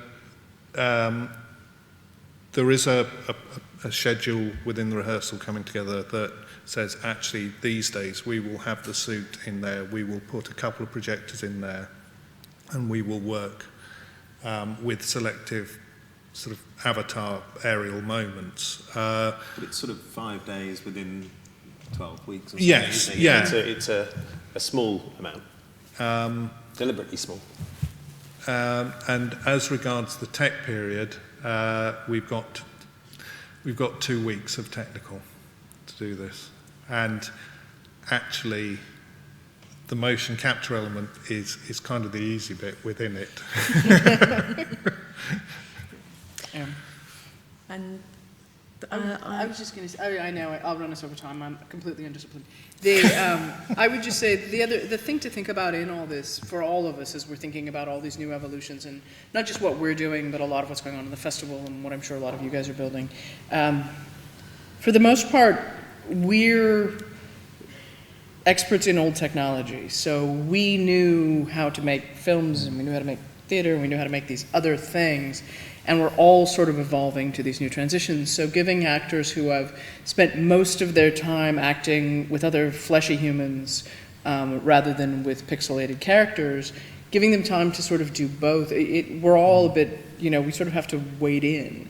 And so one of the things that I would just call out to this team that's been delightful is having 2 years to actually wade in, to actually test things and see if they work, and then come back and not just be in this state where we, on Tuesday we set the 5 things we're going to do and we just plow forward. And I think trying to give space for the actors to have that same experience and let them sort of be in that moment and get used to it is great and glorious. So. So they're rehearsing just as normal at the moment, just together, and then there's a moment where they're going to divide it. That's the plan, yes. I'm sorry, we've run out of time, but thank you so much for being a brilliant audience, and your questions and what you've shared was really great. Thank you, Ben, thank you, Tawny, thank you, Pete, and thank you to the Edinburgh Digital Entertainment Festival for having us. It's been brilliant in your first year, and we hope we can come back again soon. That's great, thank you.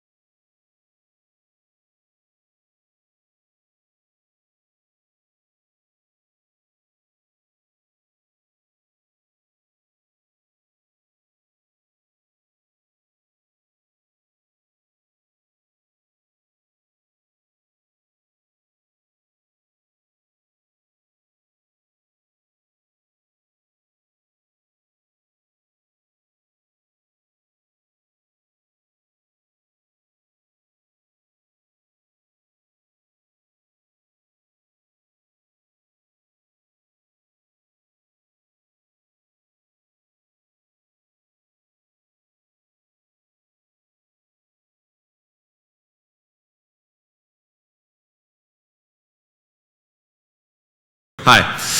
Thank you for coming. I believe this is the last panel discussion of the day, last talk of the day. The topic today is the future of content, the audience as producer. My name is Josh McNorton, and I work for Nesta. I produce an event called FutureFest. And FutureFest is a 2-day festival of future ideas and innovation. It's actually happening in 3 weeks in London, the 17th and 18th of September. And FutureFest is great because it uses multiple formats, panel discussions like these. We have keynote talks, performances, installations, demos, lots of different things. Actually not that dissimilar from where we are today at the Edinburgh Digital Entertainment Festival, but all focused on the future and focused on exploring and debating future topics. And there are 4 themes that guide the festival. Oh, there we go, there's a little ad. 4 themes that guide the festival, and they are the future of work, play, love, and thrive. So all very personal topics, and we have hundreds of speakers, lots of debates over 2 days. So that's the festival there. There's a few of our headliners listed there with lots more on the website. And we have a panel here of 4 very successful, very knowledgeable people, all coming from different perspectives on content and content producers, content platforms. So the format of the session is I'm going to introduce myself and give one example of, in my line of work, producing a festival, where I think content is going, or something, a way of engaging with audiences in a new way that I'm particularly excited about or particularly using. Then I'll start down here and introduce each of our panel. They'll tell a little bit about themselves and then give an example as well. So that'll just give you some concrete examples that each of us have and to showcase the areas that we're all coming from. And then we'll start the discussion. I'll ask some questions. Hopefully it'll be a lively discussion. I think it will be. And then fairly soon after, we'll open it up to the audience. So we want this to be a discussion. It's not just us talking at you, because that gets boring after a while. We want to make it as interactive as possible. So after a little while of introductions and questions, we'll open up to you. So please get your questions ready, and I'll go from there. So as mentioned, I produce FutureFest, and I'm particularly obsessed with the idea of crowdsourced curation. So I produce a festival. We have hundreds of things happening across 5 stages, lots of experiences and debates, as I've mentioned. And largely, it's curated from a panel of experts that we bring on, including myself, who find a lot of this amazing material, and whether it be speakers or experiences or debates and all the different themes I mentioned. And it's still quite old school. It feels quite an old model in terms of a top-down model of getting experts that can then give content to an audience. And that's great, and it works really well, but I'm really interested in how do we get you, people out there who are watching and listening, how do we get you involved in the curation from the start? So how we do that, or how we're trying to do that with FutureFest, is just first of all to better understand the audience. We do that in a really conventional way, which is market research. So we send out surveys in advance. We survey people when they're at the festival, and we do quite a lot of surveying after. That's pretty conventional. That's pretty boring. It does work, but it only really gives us a sliver of the audience. We're trying to do more of that at this year's festival when people are in the actual festival, in situ. We're using various tools, one of which is a tool called Slido, which actually allows people to upload questions, to make comments, to rate different sessions, and that all happens in real time when they're in the room. And that's just a way of engaging with people. Even though you're sitting in an audience in maybe a dark auditorium with an expert on the stage, it enables you to engage with that person and actually ask them questions at the end of the session that they respond to. That's one example. Another thing I've just come across, which I love, is this group called, this company rather, called Sitecorp from Amsterdam. And what they do is facial recognition. So they did a pilot of this at a TEDx event in Amsterdam a few years ago, and they actually had webcams set up in the front of the stage and were looking at the audience, so cameras facing the audience, and analyzing the audience's facial expressions while a panel or a speaker was on stage. And from that, they released a report with all the TEDx speakers, and it said the age and gender of the different speakers, and more importantly, the emotional response and the attention level of the audience for that speaker. And for to me, that's amazing. And I know some people that makes them a little bit scared, but actually I think it's an incredible thing. And as a curator, as a festival producer, if I could use some of that technology to gather data about my content in real time, that's only going to better inform how we program the festival in the future. So those are just 2 really quick examples of tools that we use to try to engage with people. And I really foresee the future of content, certainly in a festival format, is to get people more involved well before the festival happens, 6 months, year before the festival happens, to get them involved in how it's programmed and the direction of the event. So that's my example. I'm going to pass it on now to Nicole Yershon. She's the founder of Ogilvy Labs and recently departed from Ogilvy and Mather. this is my first speaker gig from not working there in 17 years, so very strange. But I think it goes to show that the stuff that I was doing in the lab is very much R&D, working on something that doesn't necessarily give you an immediate benefit in terms of it's going to hit your bottom line on a spreadsheet. So I think when you're looking at all these different spaces, you either have got to have a love and be curious of what is going on in these spaces, or else what happens is you just carry on with the day job and nothing really changes. So I'll give an example of not necessarily something that I've seen recently, but just where we've come from in terms of how things have changed. So I remember probably about 8 or 9 years ago going to the EBU, going to an event in Marrakesh, and I was briefed to, of all the things I was doing in the labs, I was briefed to go to this event and do a talk and to bring them out of their slumber, which was how it was kind of proposed to me, of how the EBU were behaving. And I remember doing this talk about all the different things that were happening and the different changes, and I didn't have a stand-up row, but there was someone from one of the French equivalent broadcasters like the BBC, and it was all translated, and we had these earphones on, and I was talking about that we had a future, that it wasn't going to be a linear model anymore, and people were going to watch what they wanted to watch, when they wanted to watch, where they wanted to watch, on whatever platform they wanted to watch. And he got very irate and basically turned around and said to me, but they will watch what we tell them to watch. And it was a very interesting kind of aha moment to me of how difficult it is to try and affect change within large organizations that just can't see it. So always kind of my thing has always been to try and find the people that can see it and move forward with them rather than going down a route of banging your head against a wall. So for me, that's more of a human experience of pushing change in this space rather than a technical experience. Great, thank you, Nicole. And next we have Tim Plimming. He's a digital content producer and non-exec director of the space. Yeah, thank you, Josh. So the example I thought about was I've recently come back from holiday, and this was the first holiday where we decided to really curate our holiday by using TripAdvisor and Facebook. So as we went, my kind of hand hovered over that enormous kind of guide to Italy that had been written in 2008.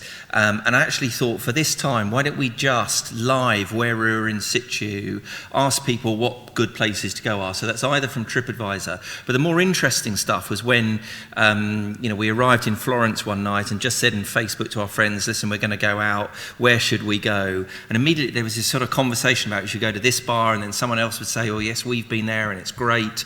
And I just thought that became content, and it was really interesting. It was a kind of moment where I thought, this is really superseded now, that guide that had been written in 2008. And people then asked us to send photos, when we were there and of the menu that was there. And then people were saying, well, that's the thing I'd pick. And it sort of sounds slightly like doing sort of lifestyle on social, but I thought it was so interesting, and thinking really, why aren't TripAdvisor actually doing more of that kind of programming themselves, using this enormous wealth of data, much more than just that one person who wrote that book in 2008. And for me, it was a kind of real pivotal moment. Thanks, Tim. And next we have Aileen Vandervelden. She's the managing director of Makers Channel. Hi, yes. So Makers Channel actually is a new video platform where you don't allow just everybody to upload. So we say either you have to have won awards or have a certain amount of views. And so my series, Miss Holland, was fortunately picked to go on there before I started working at Makers Channel. And what we did is we tried, with Miss Holland, I think we have the trailer here, but I'm not sure if we can play it.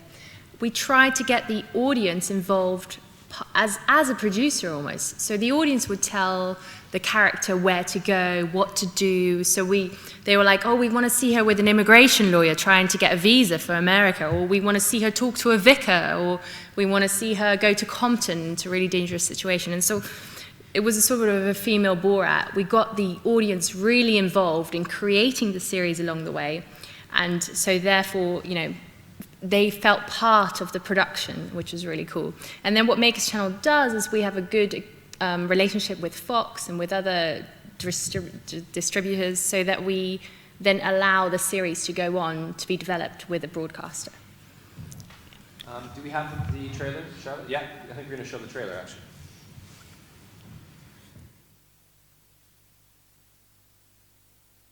Then we can live here, as long as we have money in the card. Didn't say that. But they tell me visa, I get visa. They still tell me I cannot work here with this visa. That's correct, because this is a credit card, not a Visa card. This difference? I am Miss Holland and this is my reality show. I love my fatherland, but I want something more, so I come here. My biggest dream is to become Miss America. You really want to rap for the Miss America pageant? We need some help! I will do whatever it takes to win. Okay, so you teach me how to rap. What you gonna do for me? I have already found an assistant on the Craigslist to learn my American ways. I have this thing I like to bite my nails. Have you ever been sexually attracted to your boss? Little bit too sexy. So we had to find a husband because I have to get a green card. I can find a husband here in 1 month and marry. It's all good. It has to be real love. Well, you know. I don't want to have fake. I prefer the 69, so it's going on at the same time.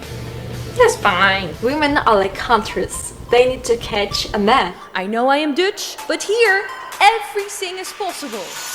Do you want this on tape? Sometimes I even wonder if Miss Holland was a real pageant queen. I mean, Queen's like a shot putter. There's a lot of magical things in America that you will find out. Hello, Miss Holland. She's now come to London to find Prince Harry. Amazing. And last but not least, we have John McGrath. He's the artistic director of the Manchester International Festival. And I don't think I can follow that, but I'll do my best. So hi, everybody. So Manchester International Festival describes itself as an artist-led festival, and it creates entirely new work every 2 years, often in quite big-scale collaborations between artists who might never have worked together before, trying something new and different. From my own perspective, I'm a theatre director by trade, and I've always been interested both in the vision of the artist, but also very much in the behavior and creativity of the audience as well. So I guess my question for this panel is, when the audience is producer, what's the role of the artist? And the example that I wanted to give, which I think was a rather beautiful and resonant indication of an answer, was a piece that some of you probably may have noticed if you were in the UK on July the 1st this year, which was the anniversary of the start of the Battle of the Somme. A bunch of World War I soldiers started appearing in railway stations around the country at the beginning of the day. Did anybody see that piece? Yeah, a few people. And probably, or quite possibly, you didn't see it physically. But what happened, for those who don't know, is that there was about 1,500 of these soldiers scattered around the UK, all wearing perfectly crafted uniforms and all silent, except occasionally when they sang together. And if any of the commuters or people on the streets, later they spread out across the towns, went up to them, they simply handed them the card. And on the card was the name of a soldier who died 100 years ago in the Battle of the Somme on that day, the 1st of July, and a hashtag saying, "We are here." And what happened from that is that people started obviously taking photos, making videos, tweeting them, Instagramming them, etc., and talking about their responses. And for me, it was probably the most exceptional and resonant public memorial that I've seen perhaps ever, if certainly in many, many years. Because something very simple was done by the artist who turned out, nobody knew on the day who it had been done by, but it turned out to have been done by the artist Jeremy Deller. And he'd done what really only an artist could do, which was create a visual image that was impactful, strange, unexpected, and incredibly precise. All of these soldiers looked very much like they'd dropped into the present from 100 years ago. But what he hadn't done was decide what the meaning of that was. And that was left to the audience, to the people who interacted with it. And so all of those tweets, those Instagram images, those Facebook postings started then to have the meanings that people accrued around them. And we weren't told whether or not, if we were a pacifist, whether this was against war, if we were a historian or even a militarist, whether this was about pride in soldiers or any of those things. So the meaning wasn't curated for us, the meaning wasn't determined for us. What the artist did was create an incredibly precise moment around which we could produce our meanings, our conversations. I think by the end of the day, the number of images and comments that have been posted around the UK and beyond was in many, many millions. And so a public event had been created in a very big and in a way loud public event out of a very precise and quiet thing. So that for me was maybe a resonant example of where the artist can place themselves in a situation where the audience has become producer.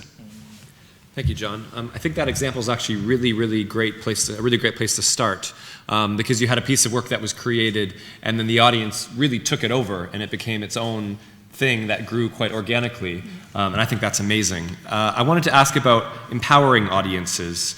So maybe using your example, John, or even Aileen might have another example, being that Aileen runs a platform for people to upload, and obviously, Aileen, you're an artist yourself. As we saw, you obviously creating your own work and showing it there. So how do we go about empowering audiences in the future?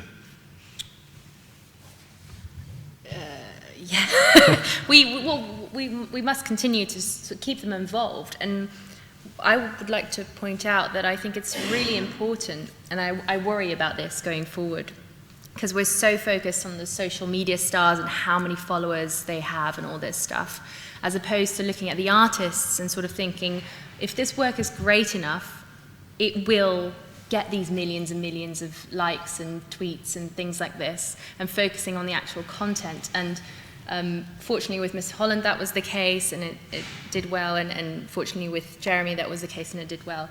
And I sort of think that we have to give more credit to the audience to recognize something that when it's really good, and therefore they are a producer because they accept that it's good. So yeah, that's what I would say. Yeah, I think that probably shouldn't assume that the audience is disempowered.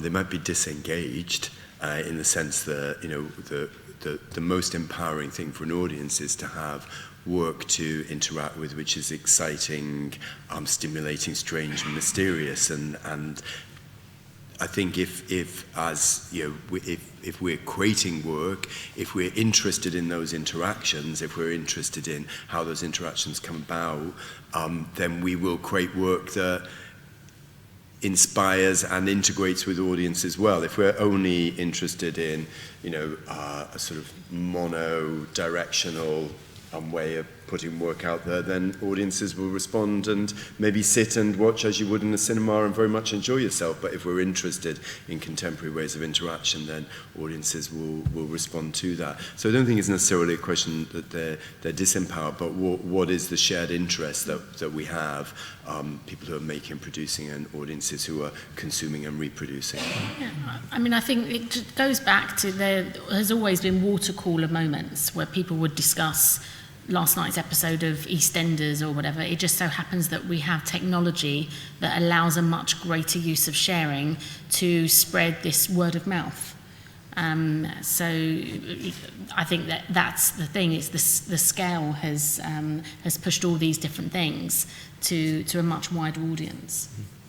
And how do you think artists, John, because John, you mentioned in your intro that you're an artist-driven festival. So how are artists responding to this new channel, this new tool? It's all those things, new technology that can actually transform their work, whether they want it or not. I think as varied as anybody else. So I mean, Jeremy actually, you know, was very cautious about that use of even that hashtag in that piece because he wasn't sure how it would function. But I think he was, you know, right to ultimately allow it to be there because that's actually what allowed the piece to circulate. Other artists are, you know, absolutely deep engaged in the potential of social media, but questioning it and trying to disrupt it. I think we were having a little chat about some of these questions before we came in, and talking about the need, in a way, through social media often to curate yourself and create a glossier version of your own life than you're actually living through. And personally, I think that one of the great roles of artists is potentially to disrupt that and to start having more work out there through social media and through other channels that's troubling and not always, happy and perfect, and allow that space to have the depth of human life to it, rather than all being engaged, as even artists often are on social media, in a perpetual sort of orgy of self-promotion. I think that's the other thing, is that you have no control over it. Yeah. You have to relinquish, whereas you would be able to, as a broadcaster, you would be able to control everything. Now you cannot control what is put out there. So therefore you have to trust that people, you're facilitating a conversation, and trust that what you're putting out there will be seen and read, and you can't make someone do something. Mm-hmm. Tim, I want to ask you about your example, and so John mentioned sort of platforms, and with social media being the case of his example, but Tim, you mentioned using all these different services, platforms, websites to kind of curate, and social media, of course, being the main one, to curate this trip you just went on. So what are the repercussions of that? Let's say 10 years from now, 20 years from now. Will there be all these disparate services, or will there be companies that step up, maybe media companies, for example, that step up and aggregate? Yeah. So the thing that struck me was that there was all this knowledge from the audience, and really the job of a producer could be to make more sense of that than is currently there. I suppose what we were trying to do on the fly was make sense of all the stuff that was there. And on the other hand, I'd watched a programme recently on BBC Two by Rick Stein called Rick Stein's Long Weekend. And, it was just Rick Stein going to Bordeaux for the weekend, and it was just the things that, Rick Stein wanted to do.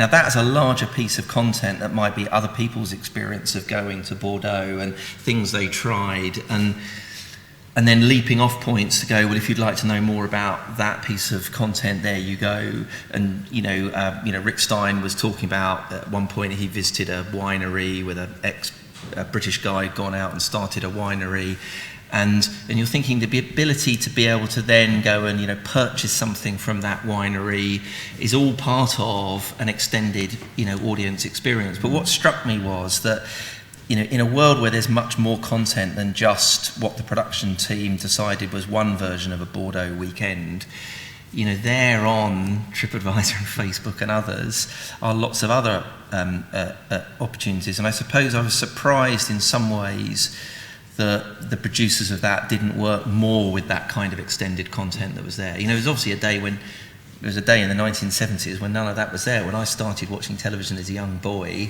that was the way it had to be. And we all sat there as passive audiences, and someone went off to Bordeaux and you sat there and went, oh, that looks lovely. But we're not in 1970, we're in 2016. Well, a lot of people who are using that weren't born then. Exactly so. And so I sort of think there will be, and it feels to me that TripAdvisor could be one of the most interesting travel content TV brands. And once they decide to go for it, it'll happen like that. That's the clip. So Nicole, how do you think in having those conversations with brands, and to mention TripAdvisor, but there's lots of other websites and services. Yeah. How receptive are brands to these kind of new ideas, new models? Way more receptive now than they were even 5 years ago. So the level of how brands are engaging with startups. I remember seeing a company called Waze, many years ago in Israel, and I remember going to Ford and saying, hey, you really need to check out this company, they're doing interesting things, maybe you can put this within your cars, and it was a pushback of, why would we want to do that? The conversations have totally changed now to the fact where brands are investing in startups and wanting them to come into their companies to say, what problem has a company got, and how can they help solve it? I think another thing that we miss out on, and I think is a real trend moving forward, is this peer-to-peer model, you know, the Airbnb and Uber, where people have a reputation. They have an online reputation, and it almost kind of kills the wild west of the internet, where people, you know, TripAdvisor, how do we know that that's even real? Whereas if you're on Airbnb, I mean, you've actually had that experience with that company, and you have these people actually leaving behind the most richest content in their homes of where people have stayed there and then got a local guide or local restaurant, or it's those kind of models, or the Uber rated, that are going to be much more important, this kind of sharing economy. I think there's a lady called Rachel Botsman who's done a great TED talk about sharing economy. And another, it for me is a big trend with regard to personal content and being this peer-to-peer model of showing decency and kindness, and everyone is rated. That's really interesting. I wonder how the kind of peer-to-peer model would sort of pass down into a lot of these traditional media companies, traditional models. Eileen, do you have something? Yeah, I was just thinking about that. How would that work for content? Because the problem is, I would say that the algorithm for YouTube hasn't quite been so successful because it's clickbaity and thumbnail baity. So if you put a pair of boobs on there and the ultimate video of boobs, you will get views. And that doesn't necessarily mean that it's very good content. So you still somehow need some sort of curation. I think the solution might lie with something like the Lovey Awards, where you have a large, vast body of people judging and, allocating stars or whatever to it. And then you use that to filter, because people do need a filter somewhere for all this, 300 hours a minute, I think, is uploaded to YouTube. It's impossible. And how do you get discovered if you're a tiny new YouTube series or something? It's impossible. There's a company called Springwise, and they have 19,000 people globally who are collecting content and just showcasing what is relevant, useful, interesting. And what they've done as a company is, rather than them collect it all themselves, have just outsourced it to 19,000 people globally to say, you tell us what you think is interesting that's been happening in that new tech, new innovation space, and give us the stories. So it's just a big, again, it's that peer-to-peer model of communities working together. Yeah, Maker's Channel, well, that's a similar thing. We look at loads of awards shows, and we look at sort of views and people who've attained a certain status online, and then we go from there. But I would love to learn more about a company like that. Maybe let's stay on that topic for a moment. So I'm just wondering, with so much content coming out, and the thing I love about technology we have a million examples of, is how it democratizes the creation of content. So anyone, we were talking about this earlier, anyone can create a brilliant film or video or create music in their own home and use these distribution channels like YouTube and lots of other, Snapchat and lots of other things. But what about the rise of the tastemaker or the curator, the importance of that? With so much choice, with so much content, how does the role of a curator, or even a producer, you could call it, there's lots of sort of titles we can use, but maybe John, I'll ask you, how, with all these choices of things, all these choices of people's attention spans, how do we, what do we do in terms of curation? And well, I think that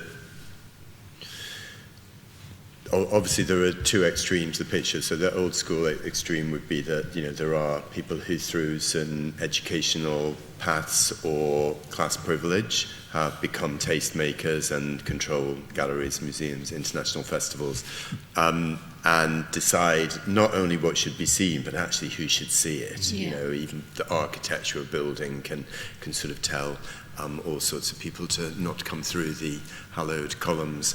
And that would be, in theory, the old school model. And then I guess the model that you sort of sketched of everybody can produce a brilliant movie in their bedroom. The truth of the matter is that everybody can't produce a brilliant movie in their bedroom. I could not produce a brilliant movie in my bedroom. I'd watch it. Yeah. Have you tried? That's a different movie. But so the question actually is, how does quality emerge? And what are the ways in which we achieve a democratization, not of content making, but of critique and judgment? What are the ways in which not only certain people who have access to certain particular histories of education get to choose what is good, but how do we use peer-to-peer, for example, to begin to let exciting things emerge? And what is the role of expertise within that? And of course, for those who've been in the UK for the last month, the great debate of the last couple of months has been the role of the expert. You know, quote, people are tired of experts. And actually that's a very dangerous move that we've made, where expertise, which actually creates all of these things that we think are beautiful and extraordinary, absolutely created by expertise and by knowledge. So how do we replace expertise and knowledge within that, within those networks? And I think those are the questions that we need to ask ourselves. Yeah, so I think that's where the broadcaster comes in a very important role. That because you can make a great series or film in your bedroom, and then you could make another, and then you run out of money, especially if you want to achieve a certain level of quality. And so in order to continue at that level of quality, you need money. And how do you get money? You get it if some sort of expert thinks you're good enough to be allocated money. And so you still end up in the conundrum of having to be curated and liked by one person. Or you can crowdsource money. Yes, well, Kickstarter, but that again... Kickstarter is a good I mean, I think that the way that crowdsourcing has worked actually as a kind of curatorial, you know, what gains the enthusiasm, and therefore what reputation do people build for having done exciting and work. then that's the term that I used when we were inside, and you said, what's that? That IKEA effect, which is where someone feels if they've made it themselves, then they've got more of a vested interest into wanting to put money behind it, watch it, word of mouth, all those things, because they've been part of the involvement. But then the problem with that is that usually the people who get something Kickstarter made or crowdfunding, they're usually very good at marketing and viral, you know, getting their word around, word of mouth, and very good artists are usually not very good at that. So then you still have a very talented person who is not able to get the social media exposure that you need in order to, so it's sort of this, because usually the people who are very good at social media are not very good at creating, and the other way around. And I still feel like you still have a sort of old guard that's guarding these channels that are the mainstream. Let's use the BBC as an easy example. They are still guarded by these tastemakers. Sorry, go ahead. Yeah, sure. I just thought I'd ask a question while it's relevant. Do it, yeah. Gets it otherwise. Should we get a mic? We can't actually see you, any of you, because of the lights in our eyes. So when you want to ask a question, do like jump up and shout. I can see you. Yeah. Yeah. There you go. 2 eyes, a nose, a mouth. I'm just wanting to ask the question on crowdsourcing. I'm a producer of content, and I recently went to Cannes Film Festival. I've produced, you know, Palme d'Or winning things and done the traditional route, I guess, is what I'm saying. And as a filmmaker, it doesn't make sense, because you work for a fee. You spend probably more time as a producer, well, I guess more time with the director-producer from the start to the end. And if you divide that by time, it's less than the runner. So, you know, as a sort of model of business, it doesn't make sense. So I've started looking at new models of business. And the fact is that if you don't give the audience, like you say, an invested interest in your products, at the end of the day, they're going to rip it off. Basically, they're going to download it illegally. In a sort of, you know, a nutshell, the kids are downloading it illegally because they want to get it when they want it, as they want it. And they don't see that as a crime. They just see that as their given right. So my question to you would be, in the crowdsourcing way, obviously Kickstarter, and to your point, who are the experts in the fields of getting that crowdsourcing? Because they're the new marketeers, they're the new distributors almost of film or content, because they're the people that can help you keep the market that you've gained an audience, keep them invested, but that's a job, it's a full-time role.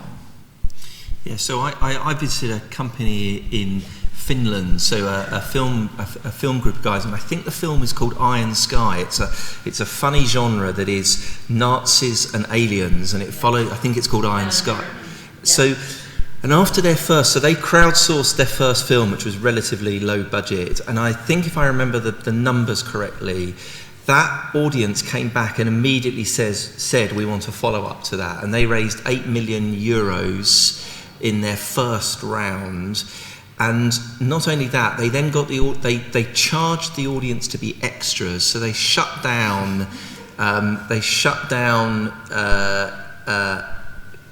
city in Finland and turned it into a New York scape for a whole weekend. They charged the people who'd already invested in the film, paid to be extras. They then sold that group of people the costumes at the end of filming, and they're now on their third film. And so there are some very interesting new young film companies who are very, very skilled at this. Now, you know, that was funded by audiences in 32 countries. You know, clearly a particular, young guys predominantly, but from 32 countries around the world. So that film company are very expert, and they've had, of course, lots of approaches from major studios, and they're not interested because they said, what we want to do is just make films for this audience. And of course, the crowdfunding platforms, and Kickstarter is the best example, are now very expert at that, you know, and they are the ones who really have the advice and the expertise. But I thought that's so interesting, and of course, the studios just wanted to undercut it and say, we just want to buy you, we want to buy this collateral. And the film company said, no, we're onto something much more interesting than you'll ever do. And it really was I thought it was so interesting. But I think those young film companies are probably the most expert, and I'm happy after to connect you to the producers because I thought they're very interesting. I mean, everything has been disrupted because of technology. So, including business, including advertising, including broadcasters, including banks, literally everyone. So it's always worth looking at alternative business models. Find another way. It doesn't always have to be the same way that you have always done it. And that's why disruption is always spoken about as a hot topic right now. The word innovation, I mean, obviously years ago that was very different connotations. To me it was like the next cancer drug, and now you hear it being mentioned all the time. That's because everyone is looking for how do we do it, because it's all very new. Yeah, I was just going to add that at Maker's Channel, for example, what we help people with is to create the traditional marketing around it. So we get them in the Daily Mail or the Telegraph with a good PR team behind it. And then on top of that, we have we work with Fox, so they get introduced to broadcasters, and then, you know, it's sort of a step up from YouTube, and then you go into the next sort of funnel. And that's good for the broadcasters to be discovering new talent as well, which is key for them, because where else are they going to get it from, really? And I think that's the other thing with broadcasters with new talent. New talent are normally babies and startups, and so I was on, I still am, we're reporting to Ralph Rivera of the BBC Online Advisory Committee, which is where they'd said like 4 or 5 years ago, why isn't anyone working with us? Why, you know, digital indies, why are they not working with us? And yet you're working with them all the time at Ogilvy, and how come? And we had our first meeting where I was chairing it, and I could be agnostic, and I could be very, have my own opinion, because they weren't a client of mine. And we had people, about a dozen people from up and down the country, from digital indies, doing some amazing things. And we had a very honest conversation of, actually, we're not working with you because you're not paying us on time, and we're going under, and we've got a cash flow problem, and your procurement process is ridiculous, and it's a 20-page report. And so we were able to work with the BBC to say, sort that out, and then to make it more friendly for all these new startups or indies coming through. I think we should open for more questions, actually. Thank you for that question. Does anyone else have anything? I can see everyone pretty well if you want to raise your hand. If not, I'll just keep asking. Okay. Yeah, go ahead. Sure, why not? Sure. When you're obviously making content, one of the ways to raise finance is to sell off your rights. I mean, you basically have an idea, you have an IP, and then you break it down into little nugget-sized pieces and go, who wants to buy a piece of the idea?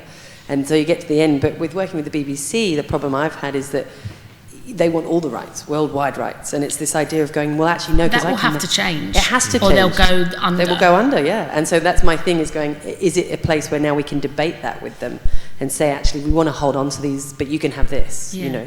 And as, I guess, having worked on that advisory committee, do you think they're in a place now they have to listen?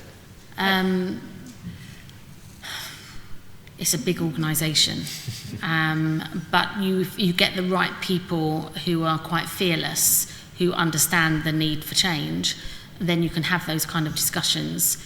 There'll always be people that value it and others that don't, and you just need to find, it's not necessarily that the BBC are good at it or the IBM are good at it, it's actually the individuals. So always find those individuals that you know will be open to helping and try and speak to them, as opposed to trying to get hold of them as a big entity, because that is still too difficult, I think. I have to say that BBC Three, in the last couple of months, I've literally seen all of the people in the last 3 years that I've worked with who've been making online content. They've picked up everybody, including me. I'm going to be doing a show with BBC Three, and they're really, really focusing on all this talent that's, needs money to keep making their online shows. They had to, because they shut down the linear model. So therefore, sink or swim type thing. Yeah. But at least they're there, like, working with this new talent that does everything. Yeah. Aileen, I want to ask you about being a performer as well as a producer, because I think, although correct me if I'm wrong, you're the only person on the panel that is in that unique position, unless, Tim, you have a career that I don't know about. Not one I can. John in his bedroom. Yeah, fair enough. Yeah, well, that's just revealed today. So, Aileen, I want to know about, from a performer perspective, from an artist perspective, obviously it's great to talk about all the different systems in place and marketing techniques, but as you mentioned, artists often aren't good at that stuff. They often aren't even thinking about that stuff. They're only out of necessity. Yeah. I would love there to be a producer, and so with the BBC I've now got an exec producer who's taken a whole load off my plate, which is amazing. I've never had that privilege, and for me not to have to sort out a guy to hold a camera and to sort out an edit and all this, and the marketing and the social media and the constant, every one of my YouTube famous friends is complaining about having to now also post on Instagram stories. It's just another place to be, feeding contact to you, lots of work. So I think it's necessary because you have to be able to do everything, but preferably I wouldn't. But I like it, I guess, because otherwise I wouldn't do it. But now, if I'd like help, basically. Yeah. So what do you think has to change? I mean, let's just say 10 years down the line, what may change in terms of the way things are set up? And this is more of a general question to everyone, but certainly from an artist perspective, what could change in 10 years that would make it easier? The timeline would be faster. So I think Miss Holland I started 4 years ago. So that clip is from 4 years ago. I've done a lot since, but it's just to show that I then won over a BBC and a Yahoo production at the Lovey Awards in the People's Vote. And I would have loved, at that time I had no money left, I put all my own money into this. I would have loved somebody to have come forward and been like, oh, we're a broadcaster, we'd love to make your second season, or we'd love to do this with you. Nobody did. Nobody even acknowledged it, or, it was, and that, so I spent 3 years making money as a producer and other things in order to have a little pot for my creative endeavors again and shoot in a second season. So I think now they're catching up. Now they're like, oh, we need to catch these people that are making their own sort of series and are proving to be successful. And I'd love it if that were faster, if I didn't have to wait 3 years. Mm-hmm. But I think that's the thing with when you're looking to push change, affect change, it doesn't happen overnight. You have to wait for, like, I've been having these kind of conversations for the last 10 years. And that's not because I'm so massively knowledgeable. I just happen to be involved in it way, way, way earlier, and you just have to wait for people to catch up. And they only catch up when they start to feel the pain. Yeah, but I think it's really, the good thing is I had to learn to produce, write, edit, get a team together, do everything, which, is only a positive thing. And I think in the future, every producer, every actor, performer will have to be able to do all those things, and then they'll get picked up. Because just like this film studio you were talking about, they did it all themselves initially. They didn't have any other means, so you need to. I think if it's easy, everyone would do it. You have to go through this level of pain where you experience problem areas yourself and then how to solve them. And you solve them with like-minded people who you come across as you're going through that journey. I think it's an exciting time. I mean, it's there's so much happening so fast. And I think what you mentioned, Aileen, I think that will change. I think the timescale will change.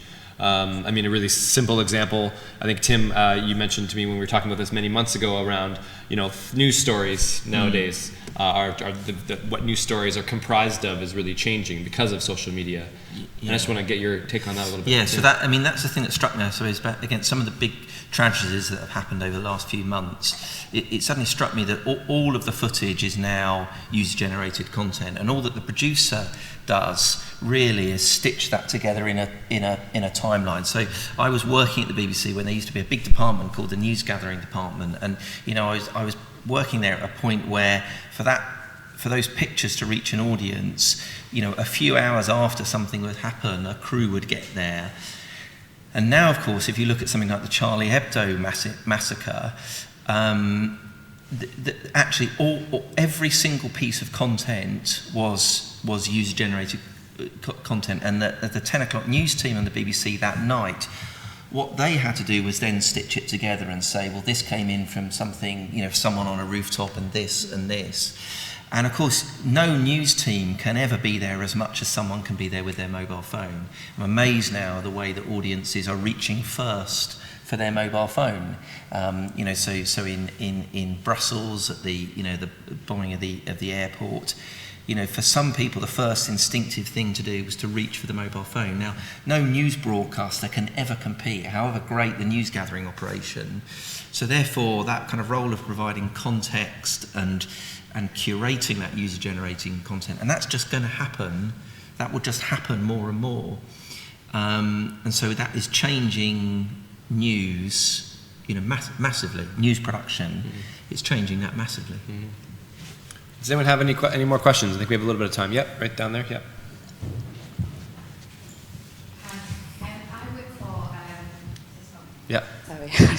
I work for one of the Creative People and Places projects that's run by Arts Council, and we've got no venues in our area, it's East Durham, and it's a really interesting time for us because obviously online content and that kind of thing is so accessible, and we live in such a flat world now that we think that's the way forward, and we're really interested in thinking about how we can give our young people in our areas and our communities more access to becoming kind of the producers and curators. Because what we found is if we tell them that they kind of have a responsibility for producing and creating, then they become creators, which I think is very exciting for kind of the future for lots of different things. But what we found as being the enabler and the broker is that personal selling and word of mouth is really, really important. So I just wanted to ask you, how do you think we kind of how do we go with communities that aren't engaged and kind of getting them into seeing all these wonderful things that you have on, and kind of making that next step to getting them to see these things and how they can, because once they kind of see it and engage with them, then they will become the future artists, they will become the future curators, and it'll be relevant work. But yeah, we found personal selling and social media is that thing that gets people involved. How do we do that in the digital world? Does that make sense? Yes. Thank you. This is one of my favourite subjects, really. I think one of the things that arts organisations have been slow to learn, and you even see it on the streets outside here, with the posters that are everywhere, is that by and large people don't go to things anymore because someone shouts at them very loudly that they should, and they go to things because someone they trust recommends that. And that is just in one way, is just a shift in how things get sold and marketed, etc. But in terms of access, it's actually a really exciting area, because it means that this sort of top-down, in a way curated version of what people could or should go and see, it's made irrelevant. And I think for people who are working in projects like Creative People and Places that are all about finding new ways to talk to people about what they might enjoy in the arts, what they might participate in the arts, it means that your consumers in a way are also becoming not only your producers, but your marketeers, your recommenders, your broadcasters. And if you build trust with even an initially quite small network of people, you can build a much wider network through the connections that they make. And I think that for a project like the one that you're working on, it's there's never been a better moment, potentially, for being able to reach people around exciting arts projects and engagement in arts projects, because the ways in which we communicate that message are shifting so profoundly. I think that a lot of arts organisations still have an awful lot of catching up to do with how to do that, and they still see it very much as, oh yes, we're going to tweet about how marvellous our show is. You know, nobody's gonna respond to that. But invite a whole bunch of people from a range of communities to spend some time with you, then maybe see the show and share their thoughts on it, good or bad, and you might start to build up a genuine network of people. So I think it's a fantastically exciting moment in terms of that work, and one of potentially really considerable democratization. I think two things. One, you've got to kind of think, why should I give a shit about that? And come at it from that to begin with. Number one. Number two is knock down the silos for new stuff with old and traditional. It's not that the traditional stuff isn't relevant anymore. You can absolutely merge what you're doing with the new platforms and finding niche audiences and people who are your advocates or influencers, and still work with the traditional newspapers and broadcasters. But the problem is they're in silos. So you just need to cut across, we call it, I know, horizontality, but it's that person who is able to cut across to understand what a problem is and then find the right solution. And a solution might be to connect with the traditional broadcasters or publications to work with you to spread the word even more so. I think my question was, sorry, we have actually done quite well actually, because we are doing the bottom up. I think my question, I guess, was more about how does the wider sector in different places where we're not, so online, because it's such a flat world, but often young people or people don't know to find the space or be, I know that's obviously our responsibility as well.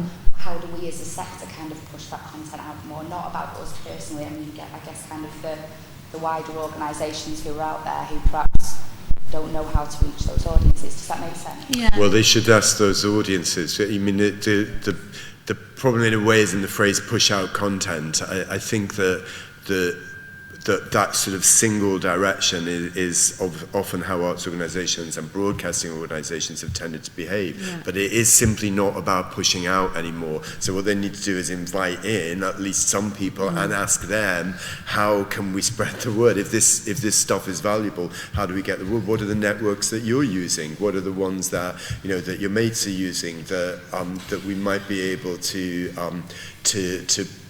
spread this content through, and to spread the welcome around this content through.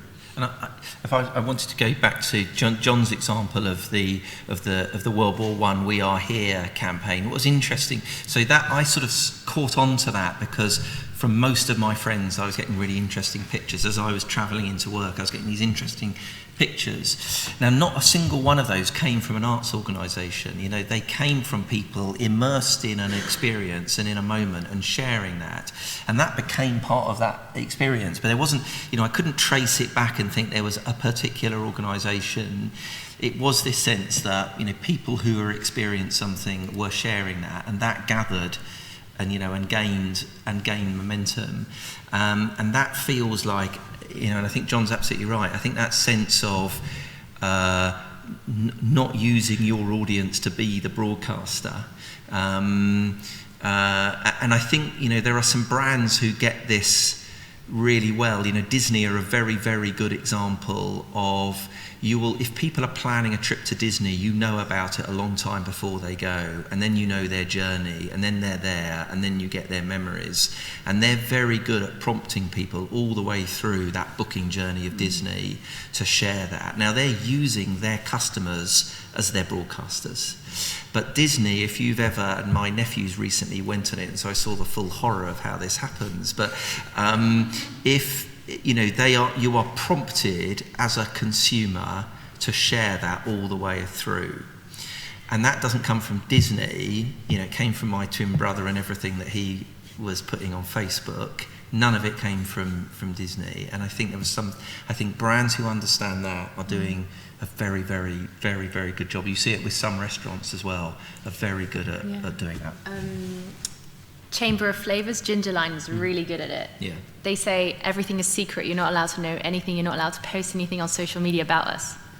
So people are like, go to Gingerline. I'm not allowed to say anything. And then obviously what brands mustn't forget is that every single person is a broadcaster, and you don't need, someone with 1 million followers in order to get some sort of traction. Word of mouth, just 1 or 2 people, and then, them posting about it, and it slowly creeps in and gets your attention. I think we should probably have one more comment. I'm a bit obsessed with the timescale, sort of 10 to 30 years in the future. That's what FutureFest tries to do in its curation, is look that far ahead. So I know I asked you this, Aileen, already, but I'll extend it to everyone else. So in the next 10 years, what would you like to see happen within your own sector that would affect a positive change?